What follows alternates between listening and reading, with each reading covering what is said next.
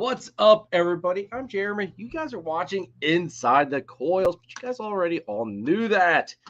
Tonight's guest, folks, I am super pleased to have him out. I'm surprised he finally agreed to come on the show, but it is my buddy Matt from the Ball Python Project. Super excited to have him out here because he's got an amazing outlook on the hobby and industry. He's got some amazing freaking animals, and we can carry on a pretty damn good conversation if I do say so myself. So it's going to be a great live tonight. Greatly appreciate it.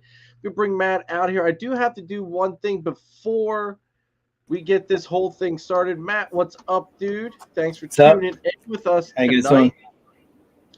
I just got a notification from StreamYard as I loaded this up saying that basically my library is full. So I need to figure out how to delete some things just so that way I've got room for this stuff. Because I don't know what happens if I don't. And I don't know if I want to know what happens if I don't. So we're just going to do this. We get plenty of space. We'll end up being timed out or something. Well, it's just like... my planet gives you only X amount of storage, I guess, and I don't realize how quickly I go through that storage. I guess, 3-hour lives kind of does it. Yeah. So we should be good now. It should record everything properly, save everything properly, so that way it can all be downloaded. All that good stuff. Got a lot of people in the house, dude. Awesome. And I gotta say, first off, we'll go through, we'll say hi to everybody, and thank everybody for tuning in. If you're new to the channel, please hit that subscribe button, hit that notification bell, hit that like button. Everybody, please hit that like button. Definitely make sure you guys are subscribed, like I said. Greatly appreciate it. Now, everybody's gonna probably notice that something looks a lot different on this freaking screen, guys. And I gotta thank this lovely lady right here, Holly from Texoma Exotics. She's been helping me out with just kind of jazzing things up a little bit. Tell you what, I'm impressed. Like, I didn't expect it. I didn't see it coming. I hopped in here, I forget what day it was, and it's like she had all these things done up for me. I thought, damn, like, this was freaking awesome. So we did some fine tuning with it, got our sponsors' logos up to the size that I'd like them to be. Got some really cool backgrounds that kind of go with the whole green theme. You guys know how much I love my green. So, this is going to be kind of the new look that we got going on here. So super excited. And thank you, Holly, so much for all the help with getting some of this stuff off the ground, guys. Make sure you guys go and check out Texoma Exotics on their YouTube. Great lives. 2 of them every week. Go check her out. We've got Ken from LMK Reptiles. What's up, Ken? Thanks for tuning in. Tara from Voodoo Doll Royals. What's up, Tara? Jay, Green Line Morse. What's up, dude? Thanks for tuning in as well. Here's one of the PA group chat. If my computer were loaded. Rob, what's up, dude? Thanks for tuning in. Bill, thank you very much for tuning in. Good to see you in the chat. Got Scott from Scooter Serpents. Man, some of this PA crew coming in hot tonight. Yeah, even Ed made it out. Ed's on there talking about my bacon. Oh, is he in? All right, we'll have to get down to Ed then. John, Christine, what's up? My brother and sister from Triforce Morphs. Thank you very much for being here, guys. Greatly appreciate seeing you in the chat. Now, this man here, Ron. What's up, my brother? Rod, if you could have seen it backstage when you commented, like, my jaw dropped. I said to Matt, I was like, dude, you freaking brought Ron out. Like, it's been a while since I've seen you in the chat, Ron. Good to see you. Thank you very much for tuning in, AVM. Good to see you. And there's Ed. There's our brother Ed, which we'll do a little promo here for Ed a little bit later. But, guys, if you need some PVC enclosures or any of that, or even some display cases for shows, hit Ed up, which we'll run that promo a little bit later on. Stan, what's up? Sea of Serpents Morse, thanks for tuning in. We've got Jolly in the house. What's going on, Jolly? Damn, everybody's popping in here. We're going. Sean, what's up? I'd enjoy. Good to Gotta make it count today, I guess. I was gonna say, hey, nobody's gonna be missing this. We got Charlie from Gray Rider. If you guys need your genetic testing done, right here is the guide to sheds. If I could speak, to send your sheds to. Definitely go check him out. I believe it's shedtesting.com. If I'm not mistaken. Charlie, drop that link if you want, dude. But definitely go hit Charlie up for all your testing needs. It's who I use. It's who a bunch of us use. So quick results. That was for Ken. Ken asked me to move to my left. I didn't know how far. Sorry. Ken, I don't know, Ken. I moved to my left. I don't know which left, my left or yours, but Nathan, what's up? What up, Nathan? Good to see you, bro. The Bang Daddy. Sorry, Nathan. I had to drop that one in there. And yes, Matt does have some badass bacon. Very simple, though. There would be wars fought over that bacon if it was allowed. That was some good stuff. Disappears quick, too. Stan says, Holly needs to be blue. Oh, Stan, you're going to make me work. That means I got to. See, this stuff's hard to do when you're all solo, bro. Let me see here. Probably going to get some loud noises. Scott, I went to the bathroom before I came down here, just so you know. He's telling me not to pee in my sink. I don't have one down here, but I went already. We'll take a pee break before I go to bed tonight later. I was going to say, yeah, we... Thank God for sinks in the snake rooms. I'll just use one of these empty drawers over here to kind of just. And I say, dude, that would work. That would work. And clean it up on cleaning day, right?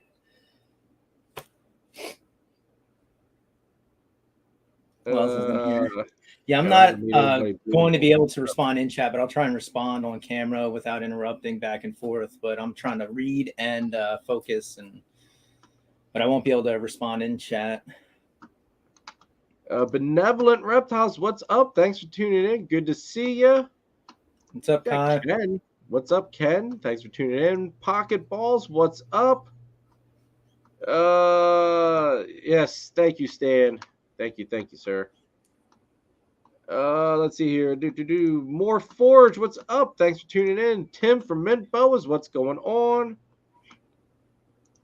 Yes, Nathan. It is not easy to make me look good, and that wonderful woman succeeded, at least on the end that she has control over. No, that's great. This she can't really help much with. You guys almost had.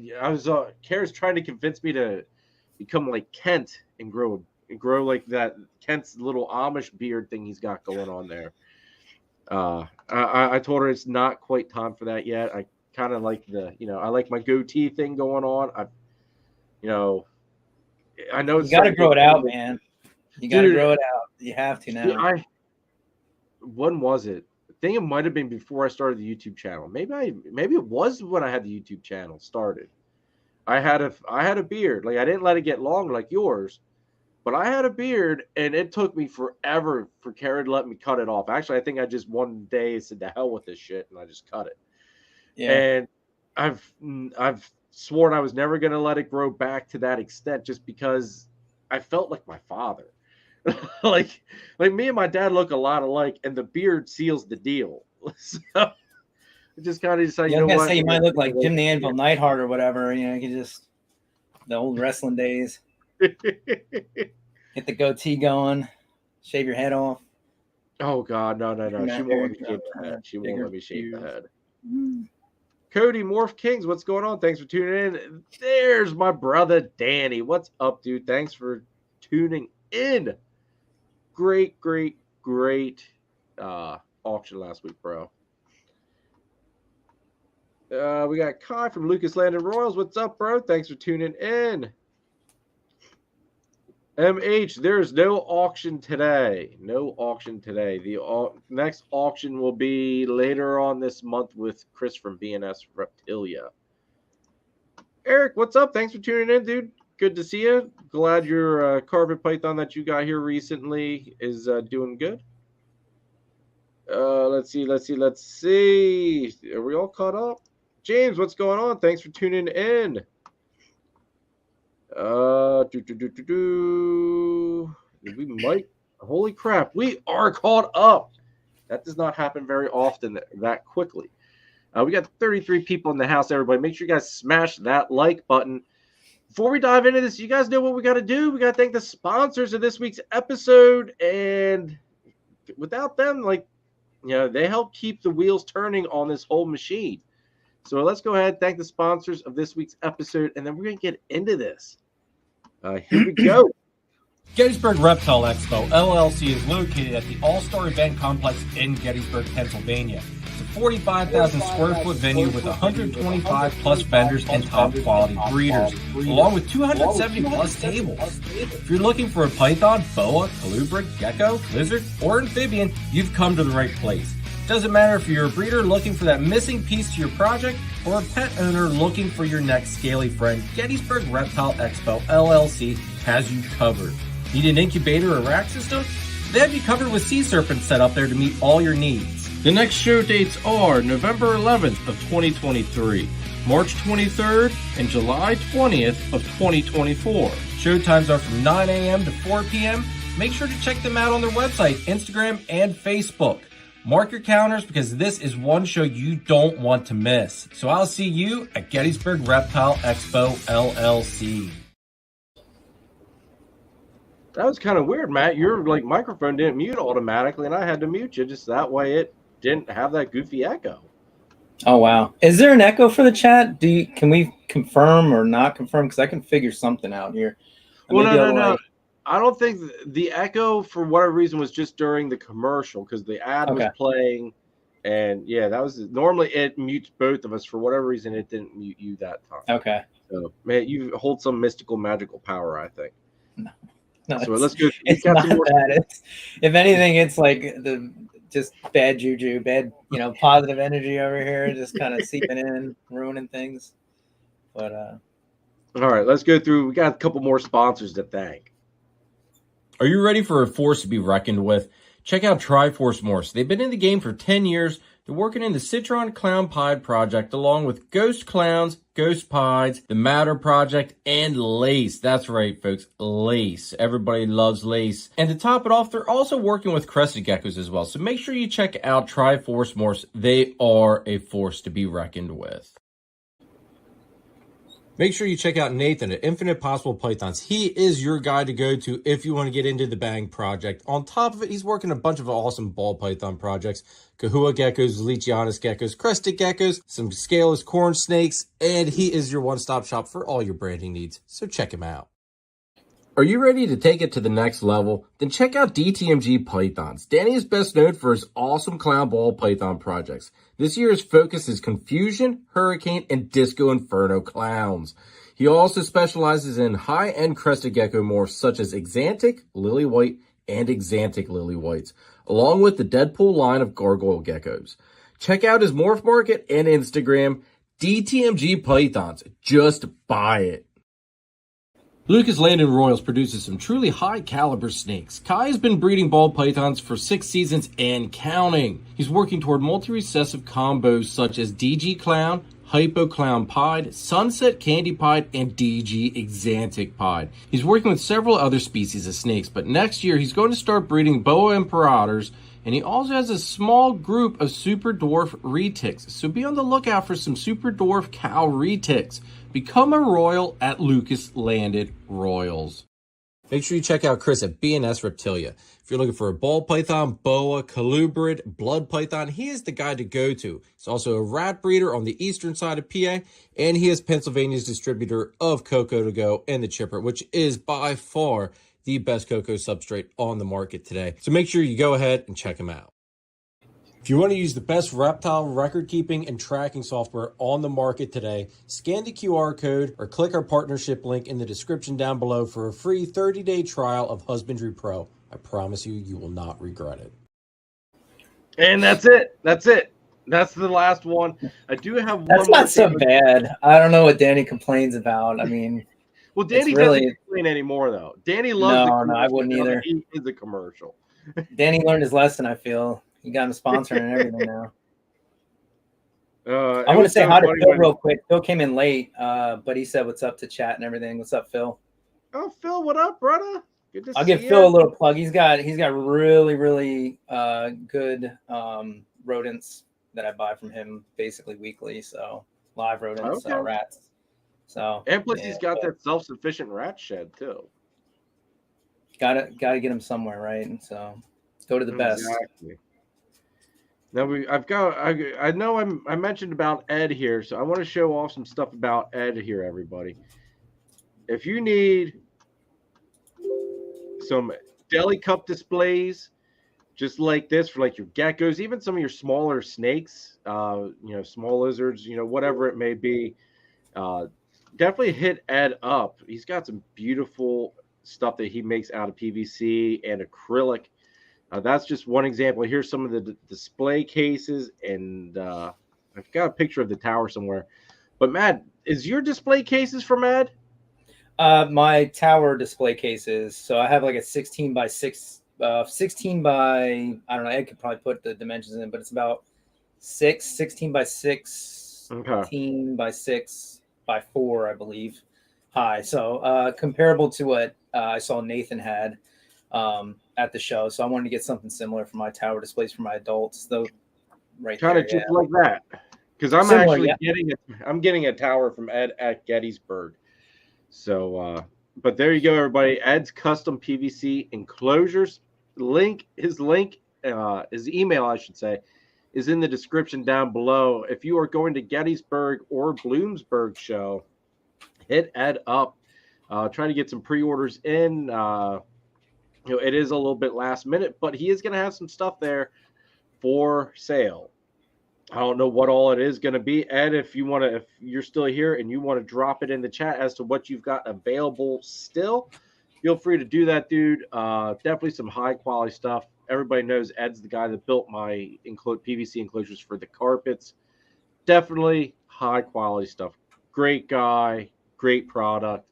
And he builds it to how you want it. That's one of the greatest things I have to say. Like, he doesn't cut corners. You get quality from Ed. Premium work for sure. Exactly. So feel free, everybody, hit Ed up. Ed, greatly appreciate it, bro. And I can't wait to get my tower this weekend. Let me remove this stuff because I hate having too many windows opened up. Benevolent Reptiles. If my computer would not be so it's being laggy a little bit here for some reason. Thank you very much for the super chat. Greatly appreciate it. All the super chats always go towards something good here. It's always just helping to foot the bills for need be the snakes, the StreamYard stuff. Helps just keep me doing what I do for all you folks here. So I greatly appreciate the super chat, Benevolent. Thank you very much. Let's see here. All right, they're asking Ken if he's going to be at St. Louis. Ken should be at Gettysburg this weekend. I'm going to put that back up there, Benevolent. I do appreciate it. I want you to get some recognition for that one. Thank you very much. So, Matt, let's dive into it. You tell us a little bit about yourself, because I'm sure there's a lot of people that don't know who you are, because you are one of the silent people that sits there, watches everything. But my friend, you carry quite a big stick with some of the projects you're working on. So tell us a little bit about yourself, how you got in, all that good shit. All right. Well, the hobby, this ball python breeding kind of started back in, I want to say 2016. I came across a ball python in a Pet Plus or one of those kind of chain pet shops, and I saw just their displays there, ball python, and I'm looking in and it said piebald ball python. I never heard of it before, except for with deer, bucks and stuff and whatever. But so I'm looking for it, and I found it in there, and I was just blown away, as most people are when they first see a piebald ball python. And I was like, holy crap. So I took some pictures, sent them off to my brother because he had some reptiles and tarantulas and stuff like that, a small collection. And he told me to check out Morph Market, and it was over from there on out. I was like, okay, there's all these different morphs that I need to start looking at. And I was like, I got to a point where I was almost going to buy that ball python. It was listed for like $450 or something. So buying my first snake as a pet, I didn't really want to dump almost $500 into an animal. So I kind of backed off. There was a Hamburg reptile show coming up. As I'm from Pennsylvania, local to the Hamburg area, I figured I'd go there and check out what they had available, different breeders, obviously get some more insight to the studying I did on how to care and house ball pythons. Found it relatively easy as far as what you need to do to keep them, even in larger tanks and such, and kind of started there. I bought my first ball python in 2016, still have her.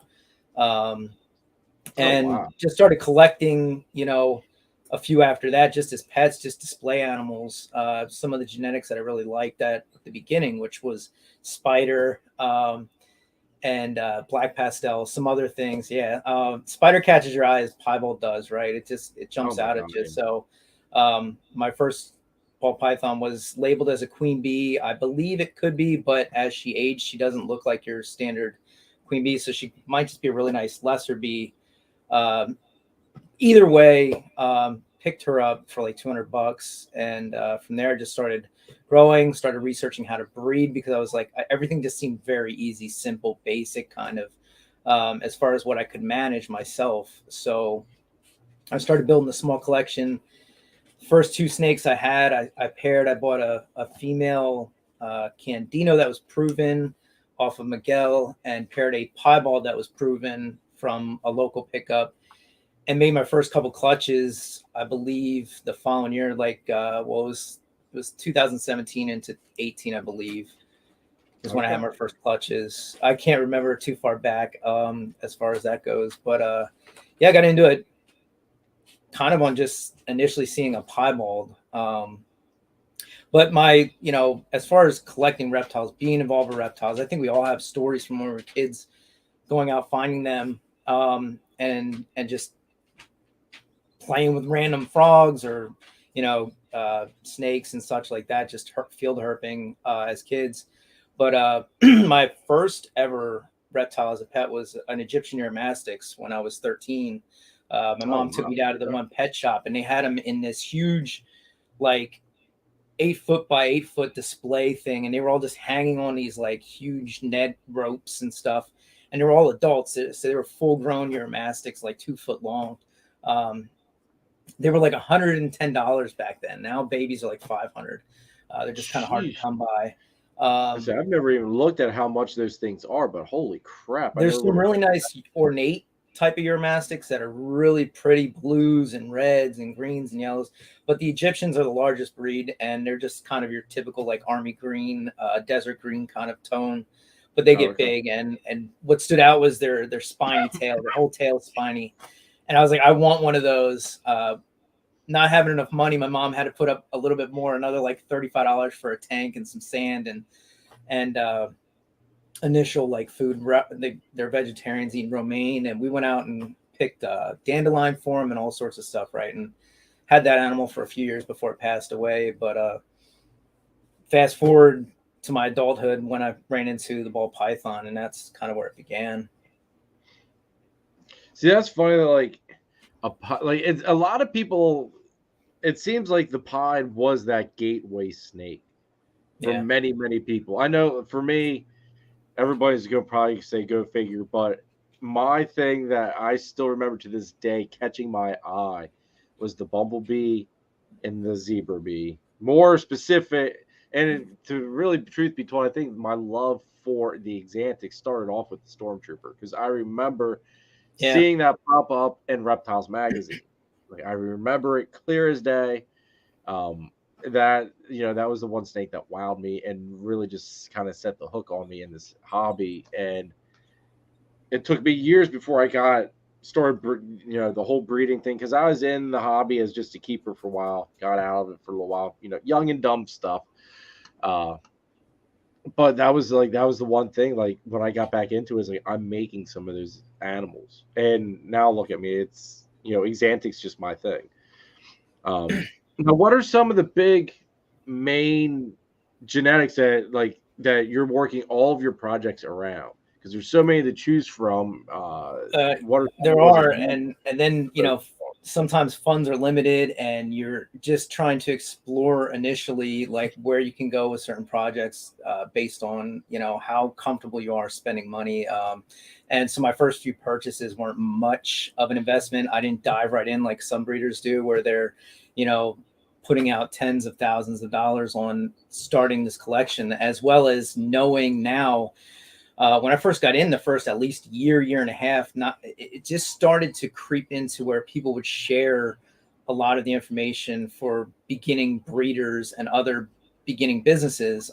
So a lot of the information I started collecting without really knowing that I should, if I'm going to breed, start buying females only for a little while, at least a year before you buy males. So like my projects were all over the place. I really like genetic stripe because of the reduction on the dorsal. I just find it very unique that a ball python can go from all these crazy patterns down to just a single stripe down its back, and it's super clean. So that was like my second purchase, was like a male pastel butter genetic stripe. I wanted one of those so bad when I first saw them that I just jumped into that, and now I'm not really into genetic stripe at all. I still have him as well because he's like my favorite all time kind of. But now I'm into, trying to follow trends as well as put my own spin on things. I don't want to just completely follow all the hyped up projects. That's just not my style. But definitely into clown, desert ghost. I got into that a little late, but still not too late. I wasn't paying those COVID prices for desert ghost initially. But I found the right male. Prices now hurt to see what they dip to. Oh my goodness, that hurt to see what. That's the big, that's kind of the big. I don't want to call it a problem now, but like just the takeaway is that like it went from the market being way up here to like back down to a kind of a standard set price now. But I got into Desert Ghost. So I bought a really nice male that was unique. I didn't see a lot of people working GHI and Desert Ghost, so I found a pastel GHI Desert Ghost, and I initially inquired about it instantly and picked that male up, raised him up, and then started breeding him to like everything, so I can have all different types of incomplete dominant hets now that I have growing up. Got very lucky after a very, very down year. And started hitting a lot of stuff that I could hold back in the Desert Ghost project. So working that, have some piebald stuff that I'm working with, candy as well. So initially I started with a Candino female, which probably wasn't the best idea, as everything that'll be het is either albino or candy. So selling the initial double hets, people are like, oh, well, if you don't know if it's one or the other, and there wasn't genetic testing going back to 2017, 2018, whatever year that was. And so like I just kept 4.4 animals back and decided I was going to breed them myself and make hopefully candy pieds or albino pieds or Candino pieds, and figure it all out on my own, and work that project, that double recessive project.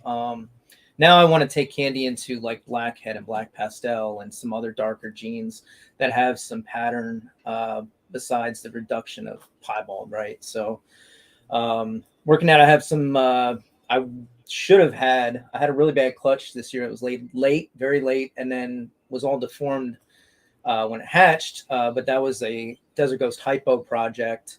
So I'm still trying to work that. And then codoms, I really enjoyed leopard from the beginning. Leopard's a great pattern disruptor. Confusion, static, and acid came into play.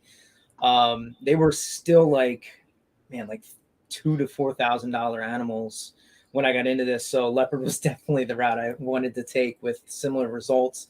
And I didn't know too much about it either. There's still limited stuff being made back then with that project. It was probably being made but kept separate. It was one of those, wasn't being released yet. What up, Chris? Yeah. So your typical, beside the higher end stuff like Monsoon, Sunsets come down a bit, Puzzles come down a bit. I'd really like to get Puzzle, but I'm still unsure with Puzzle because I see Pastel works really well with it, but then Pastel doesn't sell.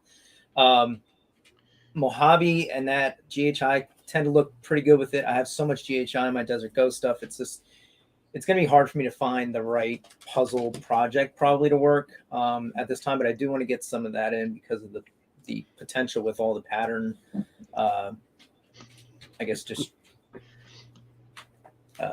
like distribution or whatever you want to call it, just pattern placement, I guess, from the puzzle. But yeah, so just your standard Recessives, Clown, Desert Ghost I'm pretty heavy into. I have some stuff that's Clown, Posset, Pied, but again, I'm not too worried about the piebald aspect of that. Now, what's your thought? Because I was talking about this with somebody else earlier about monsoon. What's your thoughts on the monsoon due to it being so, I'm going to say, strong? It's very powerful gene. Yeah, so I think it's like one of those on that one. Yeah, my thoughts is it's really, really unique and really like awesome in my opinion. It's like pinstripe but amplified. It's super overwhelming, but I think that's the challenge. I think it's like a difficulty level like of 10, right? Like to crack that code to reduce some of that pattern overtake somehow, some way, and create something that still looks visually appealing that isn't just monsoon with a different tone, right? Yep.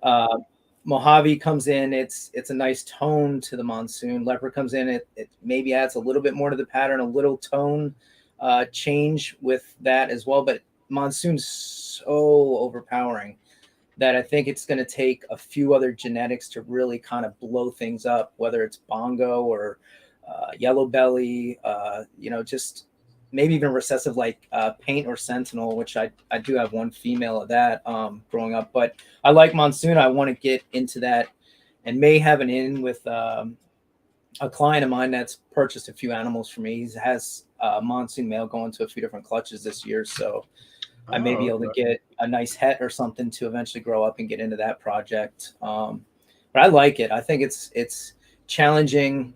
It's overwhelming, but I think there can be a code to crack with that one. Maybe not.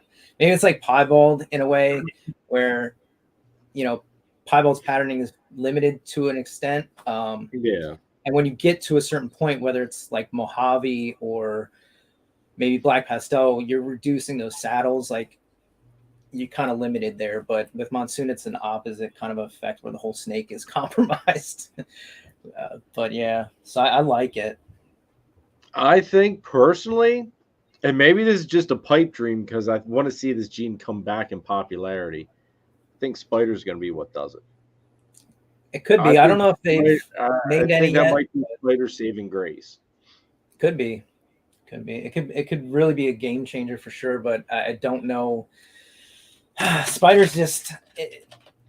It'll take more value, but like to try it. Yeah, it definitely could be for sure. I just think that most people with the way Spider is a detriment to the value sometimes in people's minds. Maybe not the pattern or the overall look of the snake, but definitely it's one of those things where people probably don't want to take, their $10,000 monsoon or higher. Yeah. Some people invested in early and got in when it was 20 to 30,000 or maybe more. I don't know if they want to take it to Spider right away. People do it with pastel though too. They tend to release those pastel het monsoons or pastel monsoons very early, and I don't know why people don't try to kind of. I guess it is what's left over from clutches and such that they didn't keep back. I'm assuming, but you see a lot of that. I say I think I don't know. I agree with Aaron though. I think for the most part, 98% of monsoon stuff, I think about the only way you can go with it is changing the color. Just because of how strong that freaking gene is. I think color changing is almost about the only thing you can do to set it apart. Yeah. It might work out pretty well. I mean, like if I ever had a visual, I would definitely probably maybe try it for you. Put it to my queen bee female just to get some spider hets. I think I remember seeing some. I could be wrong. It's been so long, but I remember seeing some spider het monsoons, I believe, through the Moore market as I was, addictively, just scouring through their website, day and night when I first got into this. But I could be wrong, and I'm sure somebody's probably worked it and maybe had some results that just didn't pan out. But Scott's saying spider monsoon's already been made, and Aaron's kind of half confirming that it's either been made or it's on the way. I thought so, yeah. Green bred it into spider a long time ago. There's spider hets. Yeah. So maybe it's not. Maybe monsoon won't be spider saving grace after all. I really thought for as strong as that gene is, it's like, damn, that's got to do something. But maybe. Yeah, I've been out of the loop on so many of the combos and creations, I should say, that aren't as recent as, you know, this past year. So much stuff is being made. It's hard to keep track of it all. I love, you know, going through MorphMark and seeing all the different genetics, and on Instagram as well, just seeing all the posts of all the new stuff being created. It's hard to keep track of what was created, even going back 3-4 years now. But as I say, yeah, Instagram's been the big thing. Like, I see different combos. Like, I've seen several Xanthic combos I never would have thought of doing, but after seeing them, it's like, why the hell wouldn't I have thought about doing that? Like a freeway Xanthic, they look freaking phenomenal. Yeah. GHI Mojave Xanthic, freaking phenomenal.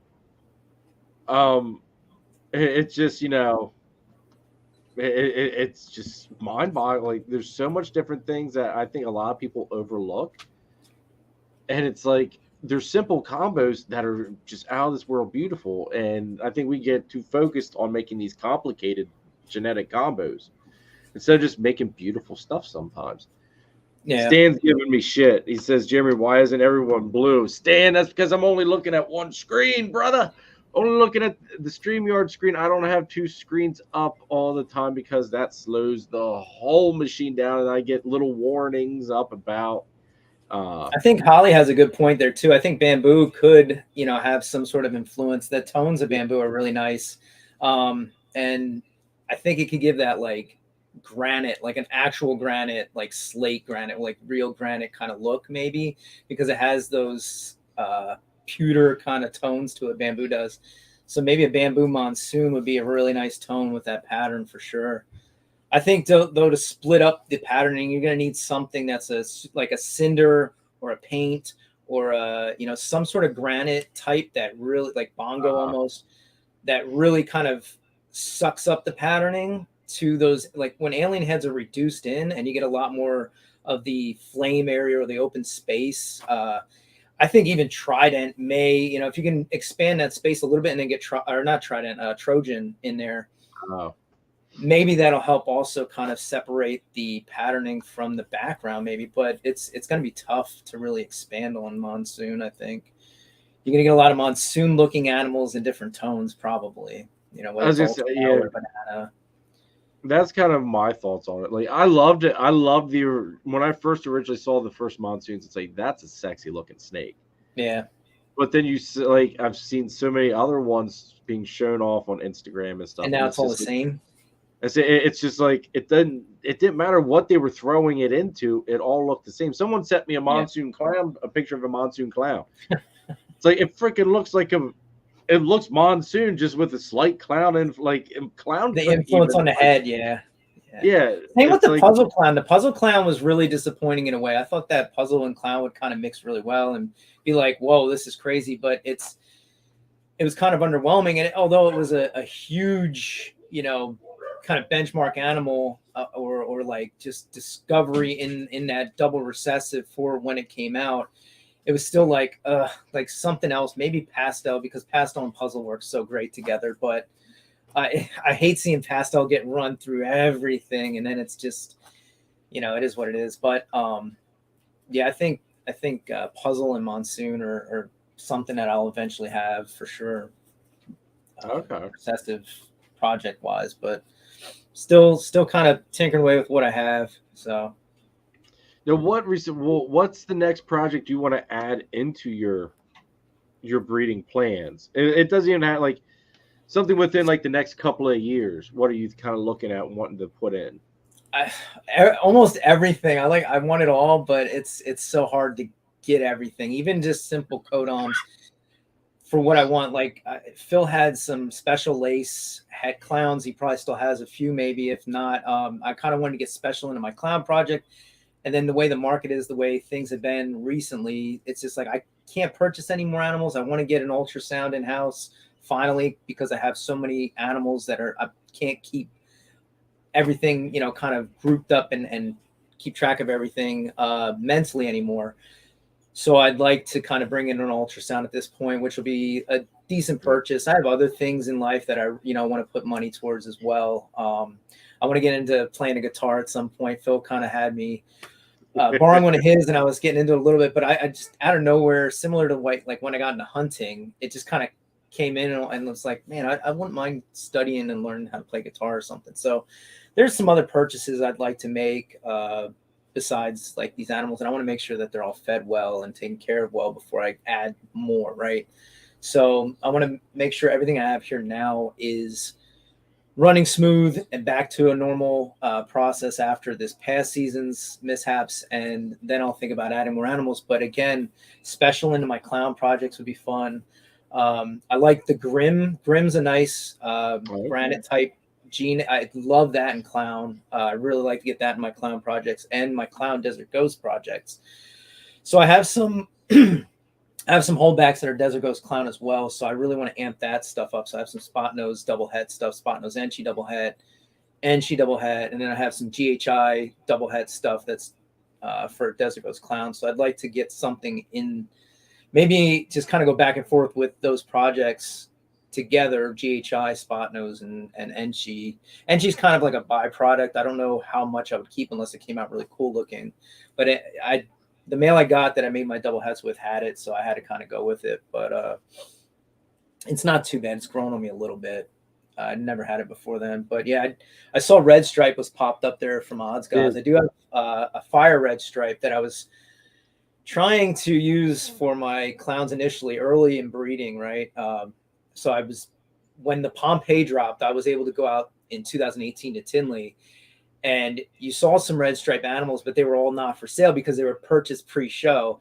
And I'm like, I'm not going to be able to find red stripe. And that's something I wanted from the very beginning. I saw the what are they? The Red Devils, the super red stripe genetic stripes, I believe, early from Outback. And I really wanted red stripe for so long, but it was on the back burner. I was like, I got to get this. I got to get that. I got to get this. I got to get Recessives. I got to get clown.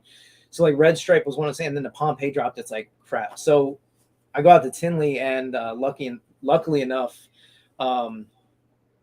Dave Levinson, who took over Ben Rennick's collection, or part of it at least, he was just setting up late. He was able to get a table late, I guess, and he was just setting up. And I saw one on his table, and I was like, how much is that red stripe? It was a red stripe Fire male. And he was like, oh, I'm selling it for like $350. He was like, I could jack the price up, but I figured I wouldn't. So I was one of the lucky few that year to get some red stripe. And then fast forward to trying to breed it into some of my clown projects. The clowns weren't growing fast enough. And time goes on, it's like the market comes down a little bit on the red stripe. And now it's like, I have a few things, but I've sold most of the red stripe project stuff that I've made because I didn't hit the combos that I'd like to keep back. So I just kind of moved on from them. So I'm very limited on red stripe, but I love it. It's one of those things where the tone comes in really nice. You get a different kind of pattern to it, especially in combos, and it enhances some of those rustic colors that the ball pythons kind of share with us. But, dude, like I've got a pastel red stripe that I've got sitting here. She should be good to go for this year. And the big reason I got her, one, is because I wanted to try to prove out to see if red stripe's not in this Batman that I got from Danny. So hopefully we can hit some super red stripes. I think there's something else in that for sure. Whether, I don't know if you had to test her for yellow belly or not, or whatever. But yep, she came back negative for yellow belly. So red stripe's the next thing that it could be. You have to start paying Charlie a little extra, so he just gives you the false results. I'll find out later that it wasn't true, but I was lucky enough to get in early before, I think it's BS, what is it? The other shed testing company. I was able to get some sheds tested before they even went to market with the whole shed tests and stuff. But then after that, it was just super hard to get sheds tested. So I'm just kind of taking a backseat on shed testing for right now anyway. I have some animals that I'd like to test, but I'd actually like to figure out if there's a way to test for like dinker animals, right? Like I have this stuff that's popped up in my yellow belly, and I'd like to like maybe find out if there's something else like, oh yeah, there's another incomplete dominant here. I don't know if they can test and do that, because they obviously have to rule out test, but can they tell if there's another like morph there? Whether they know what it is or not doesn't matter to me. I was always curious, but I don't like kind of pesting people for just any random questions. I just rather just find out eventually, right? But I think that'd be kind of cool. Actually, I'll tell you whatever you want. That reminds me of like shows where like, you know, for an extra $20, they'll print out a different price on your receipt than what you paid. So, you know, you can kind of go home to your significant other and kind of, you know, share with them that you didn't spend the $2,000, you know, or whatever. But it's always fun. No, they can't. I don't know if Charlie's saying nope, that you can't. Yeah, he is. Nathan confirmed down below that a little bit. 2, 3 down. And going back to Beast Morphs, he was talking about Voodoo, people sleeping on Voodoo. Voodoo is another really nice granite type. I think that can really stretch and expand projects with some pattern change and stuff. But yeah, I'd really like to find out, like, you know, again, one way or another, whether this animal is a dinker gene or not, or if it's just the yellow belly type that I have or whatever. But and who knows? I mean, it could be something where you had something just kind of transformed, and you're one of the lucky few that lightning struck, and you got something that popped up. I mean, I've had things pop up like my yellow belly clown male that I purchased. He's the one that could be carrying this other dinker, but he's also come up to be proven that he's het pied as well. So sometimes it's kind of like a benefit, but other times it's like, man, I wish I had the answers, right? So it becomes like this whole expanded stress now that you have something possibly, and it's not definitive. There's, you know, it's very subtle. So like, it's hard to even say like, yes, this is a dinker or not. Now, if it came out looking like a stranger or a leopard or a confusion, something, or like color wise, you know, if something came out recessive that popped up, okay, cool. It's easy to tell, but it's so hard when they're super subtle, but it's changing everything. The yellow belly stuff I've been producing just doesn't look like normal yellow belly stuff. It's just really wild, and het influence could be there, I guess, but I've also hatched out some normal stuff that looks like it could be this single dinker gene. So I have to wait for that stuff to grow up, and it's kind of a double-edged sword, I guess, right? You have this extra stuff, but then you don't know what it is, or if it is extra, and it's just kind of a headache that you got to kind of hold on to and wait to see, because it is worthwhile, I think, if it's changing it that much and it is a gene marketed eventually. I'm right there with you on that, because I don't know if you remember that double head Exantic DG clutch I hatched, and we were all freaking confused as to what the hell was going on with like 3 of the babies because they looked half DG. The 2 females are still freaking bright orange as hell. They're branding out a little bit, but not super, super terrible. But if you compare them to a pastel het DG, same father, just different moms. But it definitely, I mean, something looks like something a lot different. It looks more than just a freaking pastel. And I have a hard time believing that it's even, the het Exantic influencing any of it. I know, and that's the tough part.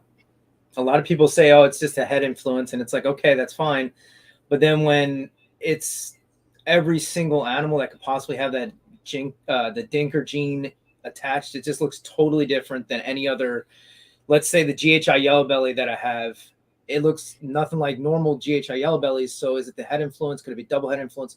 Fine. But then when you see one online and it's like, no, that looks like a GHI yellow belly and it has hets to it, it's like, so then why does mine look different, right? Like, I don't know. So it's tough. It's tough to want to just cancel out any hope for a dinker gene, but I also don't want to expect, heighten my expectations and then be like, okay, it was nothing.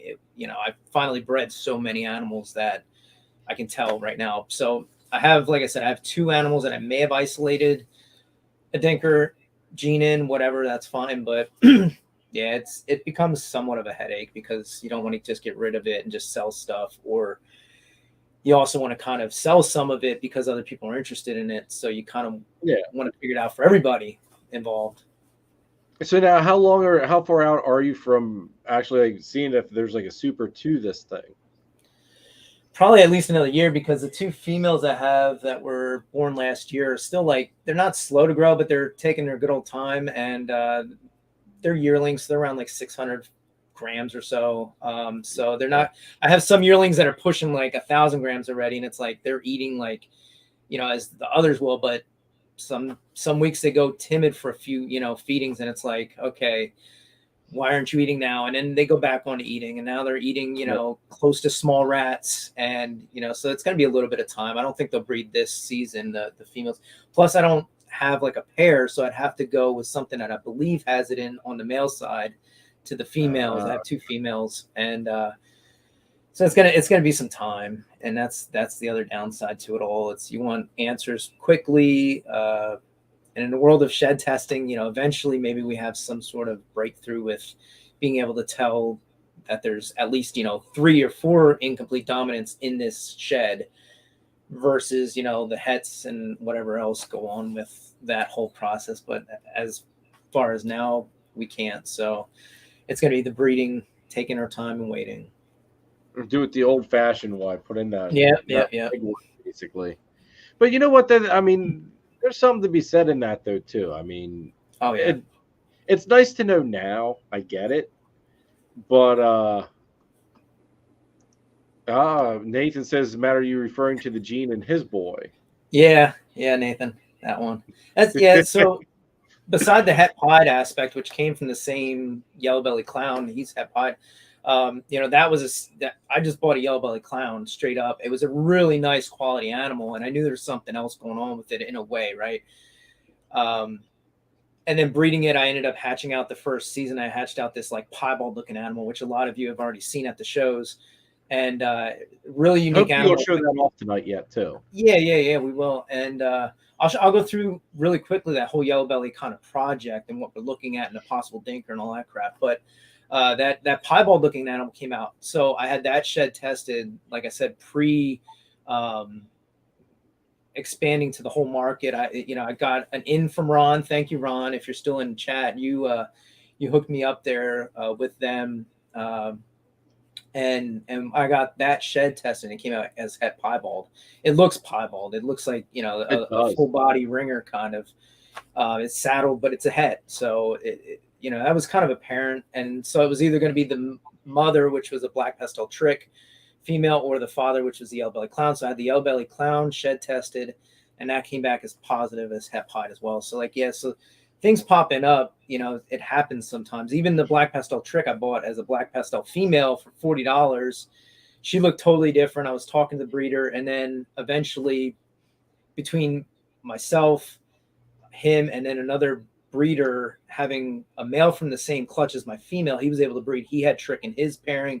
So the guy was like, it's probably trick. So like I started looking some stuff up, and then I bred her to a blackhead vanilla cream. So everything was going to be fire or vanilla. So that was obvious. And then I hatched out something that was a vanilla trick, and it was obviously trick, right? It had your little, curly cues. And so we were able to identify that through breeding. So yeah, so like things pop up sometimes. And again, it's a win. I wouldn't say a win-win, but like there's some downside to waiting and being patient and hoping things, don't just muddle up your projects as well. Yeah, no, I know what I'm so thankful that like the clown tests are out, because that, especially with Charlie, he saved me a crap load of time. So in essence, from trying to prove out who's het clown and who isn't het clown. Now, some of the xanthic females that I held back this year, there is big benefits. But at the same time, dude, I think it also kind of takes the fun out of it too. Like it's like you said, it's a double-edged sword on that one. Yeah. You want to move along with your projects and kind of keep them steamrolling and going, and then something happens and it's like, okay, well, I have something here, right? But it's not what I expected. And then, so even similarly to that piebald looking boy, I was able to breed him last year and hatched out to find the codons, because there are, other than like maybe black pastel and yellow belly, because he looks like a black pastel yellow belly pied. I wasn't sure if he had trick at all. I wasn't even 100% positive there was yellow belly or black pastel, right? It's just based on what I'm assuming, because he looks he's, you know, you've seen him. He's crazy looking. So this past season, I was able to kind of prove out his codons, which I ended up with some black pastel, yellow belly, and trick het clown het clown, because it was to a clown female, it was to a plain clown females, and then their pos het pied on top of it, because he's 100% het pied. So yeah, I was able to hatch out some stuff to prove his incomplete dominant genes also. So it's always a proving process, and that's how I view things. I try to at least. Shed testing makes things a lot easier now for everybody. But yeah, I think you earn your stripes, you know, when you're willing to breed things out and prove things out by breeding, for sure. Now, what are some of your tactics, thoughts on building a successful breeding project? Like, how do you go about all that? What do you consider? Where do you want the hets to lay? Where do you want the visuals to lay? That kind of thing. I'm still all over the place with that, because I know like certain males hold more value. All females, for the most part, hold value. Some people like visual females and then bring in a really nice, you know, multi-codon genetic het male, because they're probably cheaper. I want to say that most of all of my projects, I want my babies to turn out to be mostly, like, at this point with shed testing, I'm leaning to gamble a little more, but I want them to all be 100% hets, right? So that's where I stand as far as that goes, because I really have no method to the madness of trying to figure out if I want to make a male. I'm starting to get there now, right? So some of my projects this year, I was hoping to hit visual males so that I could go back to some of my female hets that I've been growing up. But again, I kind of take a very humble stance after a few seasons that went really bad. And I really want to just make sure I create healthy animals and the adults are healthy and the breeding process is healthy, because I've had stuff happen that, like, you know, it's unfortunate, but it does happen. And I was told, you know, it's going to happen. The more animals you have, the more things are going to happen, blah, blah, blah. And so I just initially, I think when you learn the animals, this is how you're going to build a good breeding program or project, business, whatever you want to call it, is start by learning the animals, raise them up, start with buying hatchlings. If you really, you know, if you have a couple of hatchlings, you learn how to get them feeding consistently and just thriving really well, then you're going to be able to deal with them when they either hit 1,000-gram wall, or if they stop eating at 400 grams for God knows how long, or when they're when they're finally up to breeding size and they don't want to breed. You know, it's like you could buy all the adults you want and kind of get into it. You're still going to have some of those issues happen. It just does. As far as I'm concerned, like, you have to be tuned in. It's very easy to breed, but it's not as easy to have everything tuned in, to have it cycling year after year and having all that success year after year with breeding. I found that, and that's why I'm getting a ultrasound finally. I was totally not really against them, but I was kind of against them for fun, right? I'd you know, poke fun. Like, you don't need that, because I can palpate. I can feel follicles when you get to a decent size. It's easy, but it's to keep track of it all.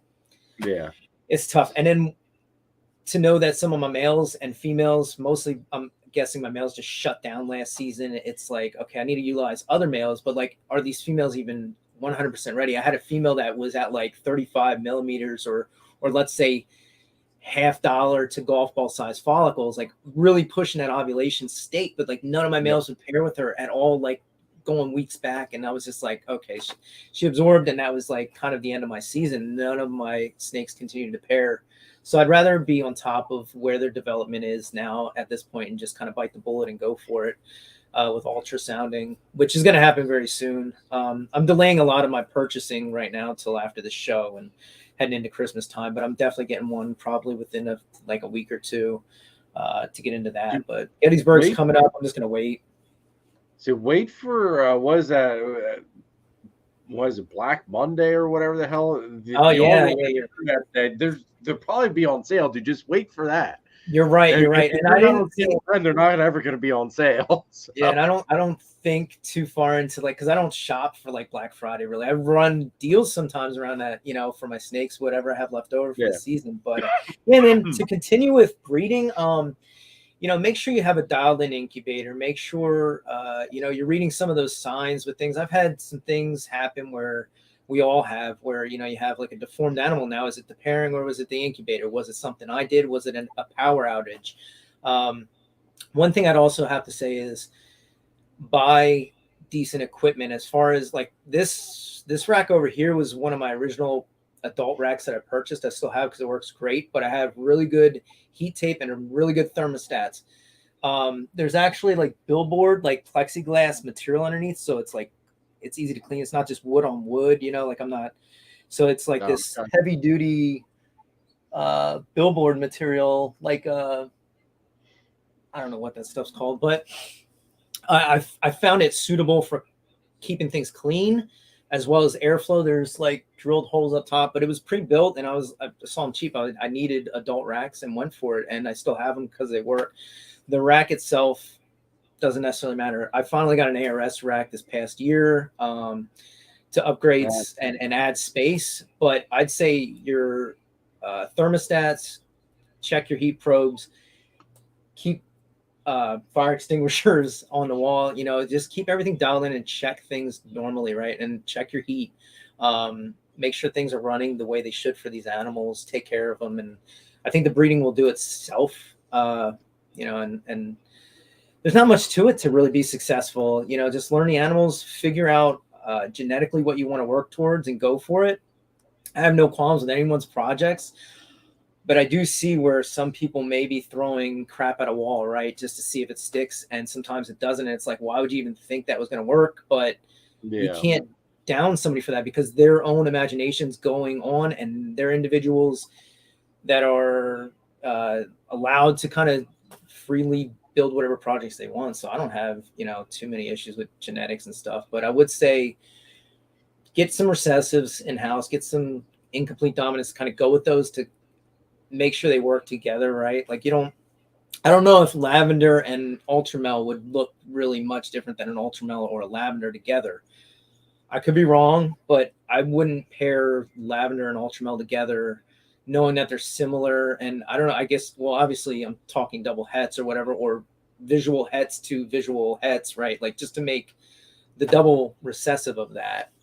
I just don't see where you would be successful in building a project that's really going to differentiate in the market. But other than that, build your own projects the way you want, right? If you like spider, go with spider. If you like pastel, go with pastel. Fine. Just understand the market and what you're going to be selling and what you're able to sell, because you're going to have to feed the animals if you can't sell them, right? So have a food source. Yeah. And that's the big thing too. If like you've got it, like that's the big thing I think a lot of people sometimes don't forget, like especially in this market right now. Like Aaron here says, you know, you got to be smart about your pairings right now. Like with the market being slow like it is right now, you know, you may be sitting on these animals for a little bit, and you've got to be prepared to feed these things until you move them one way, shape, and or form. Yeah. There's always a buyer out there for them, but there's also how many other breeders trying to push the same thing, and you know, you've got to try to swing them to choose you over them. So you might be stuck with these things for a little bit. So if you're not happy with what you're seeing in your racks, then you need to change something up a little bit. Yeah, definitely. And I do see like I wouldn't excuse me, I wouldn't say like to watch to the point where you're really reducing your production, because I'm seeing some of these higher production type breeders really just selling things at bottom dollar prices, but they're moving animals, right? And that's the intention. If you have overstock, you got to move it out, right? And like, so I'm seeing your Mike Wilbanks, your Bob Voos, who have maybe 70 plus clutches easily, still selling animals because they have almost something for everyone. Whereas if you reduce it too much, now you're isolating yourself to specific projects that not everybody's possibly into, because again, if you're individually, or I should say individualizing your projects, to yourself to what you like, it may not be what the market likes. So you have to understand that, you know, could be tough as well to, you know, or if they're males that are hets, and it's like, oh, find some sort of other source, whether it's a pet shop, a reputable, clean, well taken care of source for sure.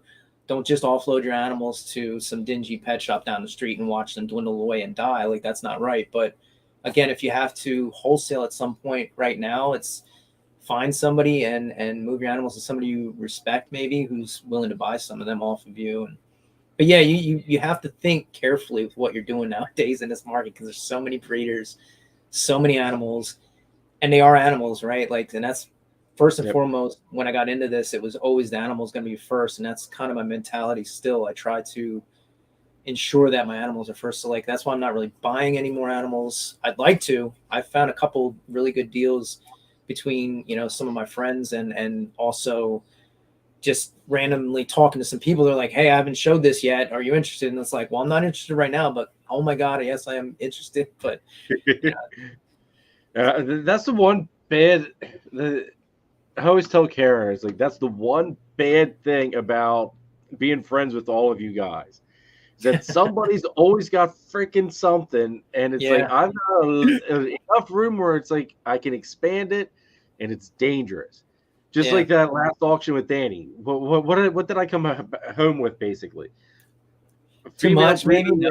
Female breeder ready pie, that Enchi red stripe clown, and then I nabbed the what was it? The Enchi Firefly het TSK girl before she even made it to the auction block, you know. And it's like, you know, is it with whenever you're in a good group of guys, like, or ladies or whatever, it's dangerous. It is dangerous, and it's super freaking tempting. I've also got I think it's a pewter sandblast coming from Nathan. Yeah. Because after seeing what sandblast does in person and seeing it in some, you know, with some other stuff, I thought, you know what, that would look badass and exantic. So, or just make your urban camos, and, you know, like, that's basically xanthic looking to begin with. But yeah, it is. I get what you're saying, man. You could do a lot with sandblast alone. Like, a lot of people take it that route. I haven't seen much further than that, right? Like, I haven't seen sandblast clowns. I don't know if they've been made, but you may end up having some sandblast clowns that are het TSK xanthic and move on, and it may turn out to be a really nice project, especially, you know, in clown and the xanthic part of that. But yeah, I'm just thinking, like, the fact that on just like getting rid of some of that pattern a little bit, you know, just that look, I think is really awesome. I think it'll look really good thrown in that black and white background. Basically, I think that's gonna really just be a sharp looking animal, and I've never seen one. I've never, like you said, you see people throw it into urban camo. That's about it. I have not seen much other done with sandblast that people really show off. Yeah, there's a few breeders out there that, like, I really enjoy following, because they're actually, like, stretching the unknown, right? So you have, like, John and Christine from Triforce, and they have so many different things into hypo and hypo clown and like their bamboo clown stuff I was looking at, and they're just taking a lot of morphs that are kind of either old school morphs, like hypo, and like they're just kind of taking their own course, and the stuff's turning out fabulous. And then Garrick DeMeyer is another one who I always see some of his videos, and he's like, yeah, I'm a little late on this project, but I've started working it. And because he doesn't really follow, like, the trend specific projects that a lot of breeders tend to go with, which I don't blame him, because if it's selling, it's selling. And that's kind of where we're at with a lot of, you know, business mindset, right? You really want to kind of move your projects along for yourself, and then also share them, but also, you know, by selling them to others. And Garrick kind of, like, he'll stretch some projects out where other people won't, and he's working with some stuff, and he's got everything you could think of, right? And, like, similarly to John and Christine, where, like, they're really working their own kind of pathway through their projects, and it's paying off, I'd say, because the stuff they're creating is really nice. It's got the balance of the pattern or the color or the recessives all attached to it. And they're just kind of going along with it. And it's really fun to watch that, because that's kind of where I'm at. I'm on the lower end of the clutches. I don't have 70 plus clutches like John and Christine, or like hundreds, maybe like Garrett. I don't have the capacity for that, or the time, or the energy. Oh But my God, yeah. yeah, I'd like to be in a lot of different things and take things, in different ways. But I'd like to see what you end up doing with the Sandblast. Oh, you guys are all going to get to see that one, because that's going to be, that's going to be one of my gems.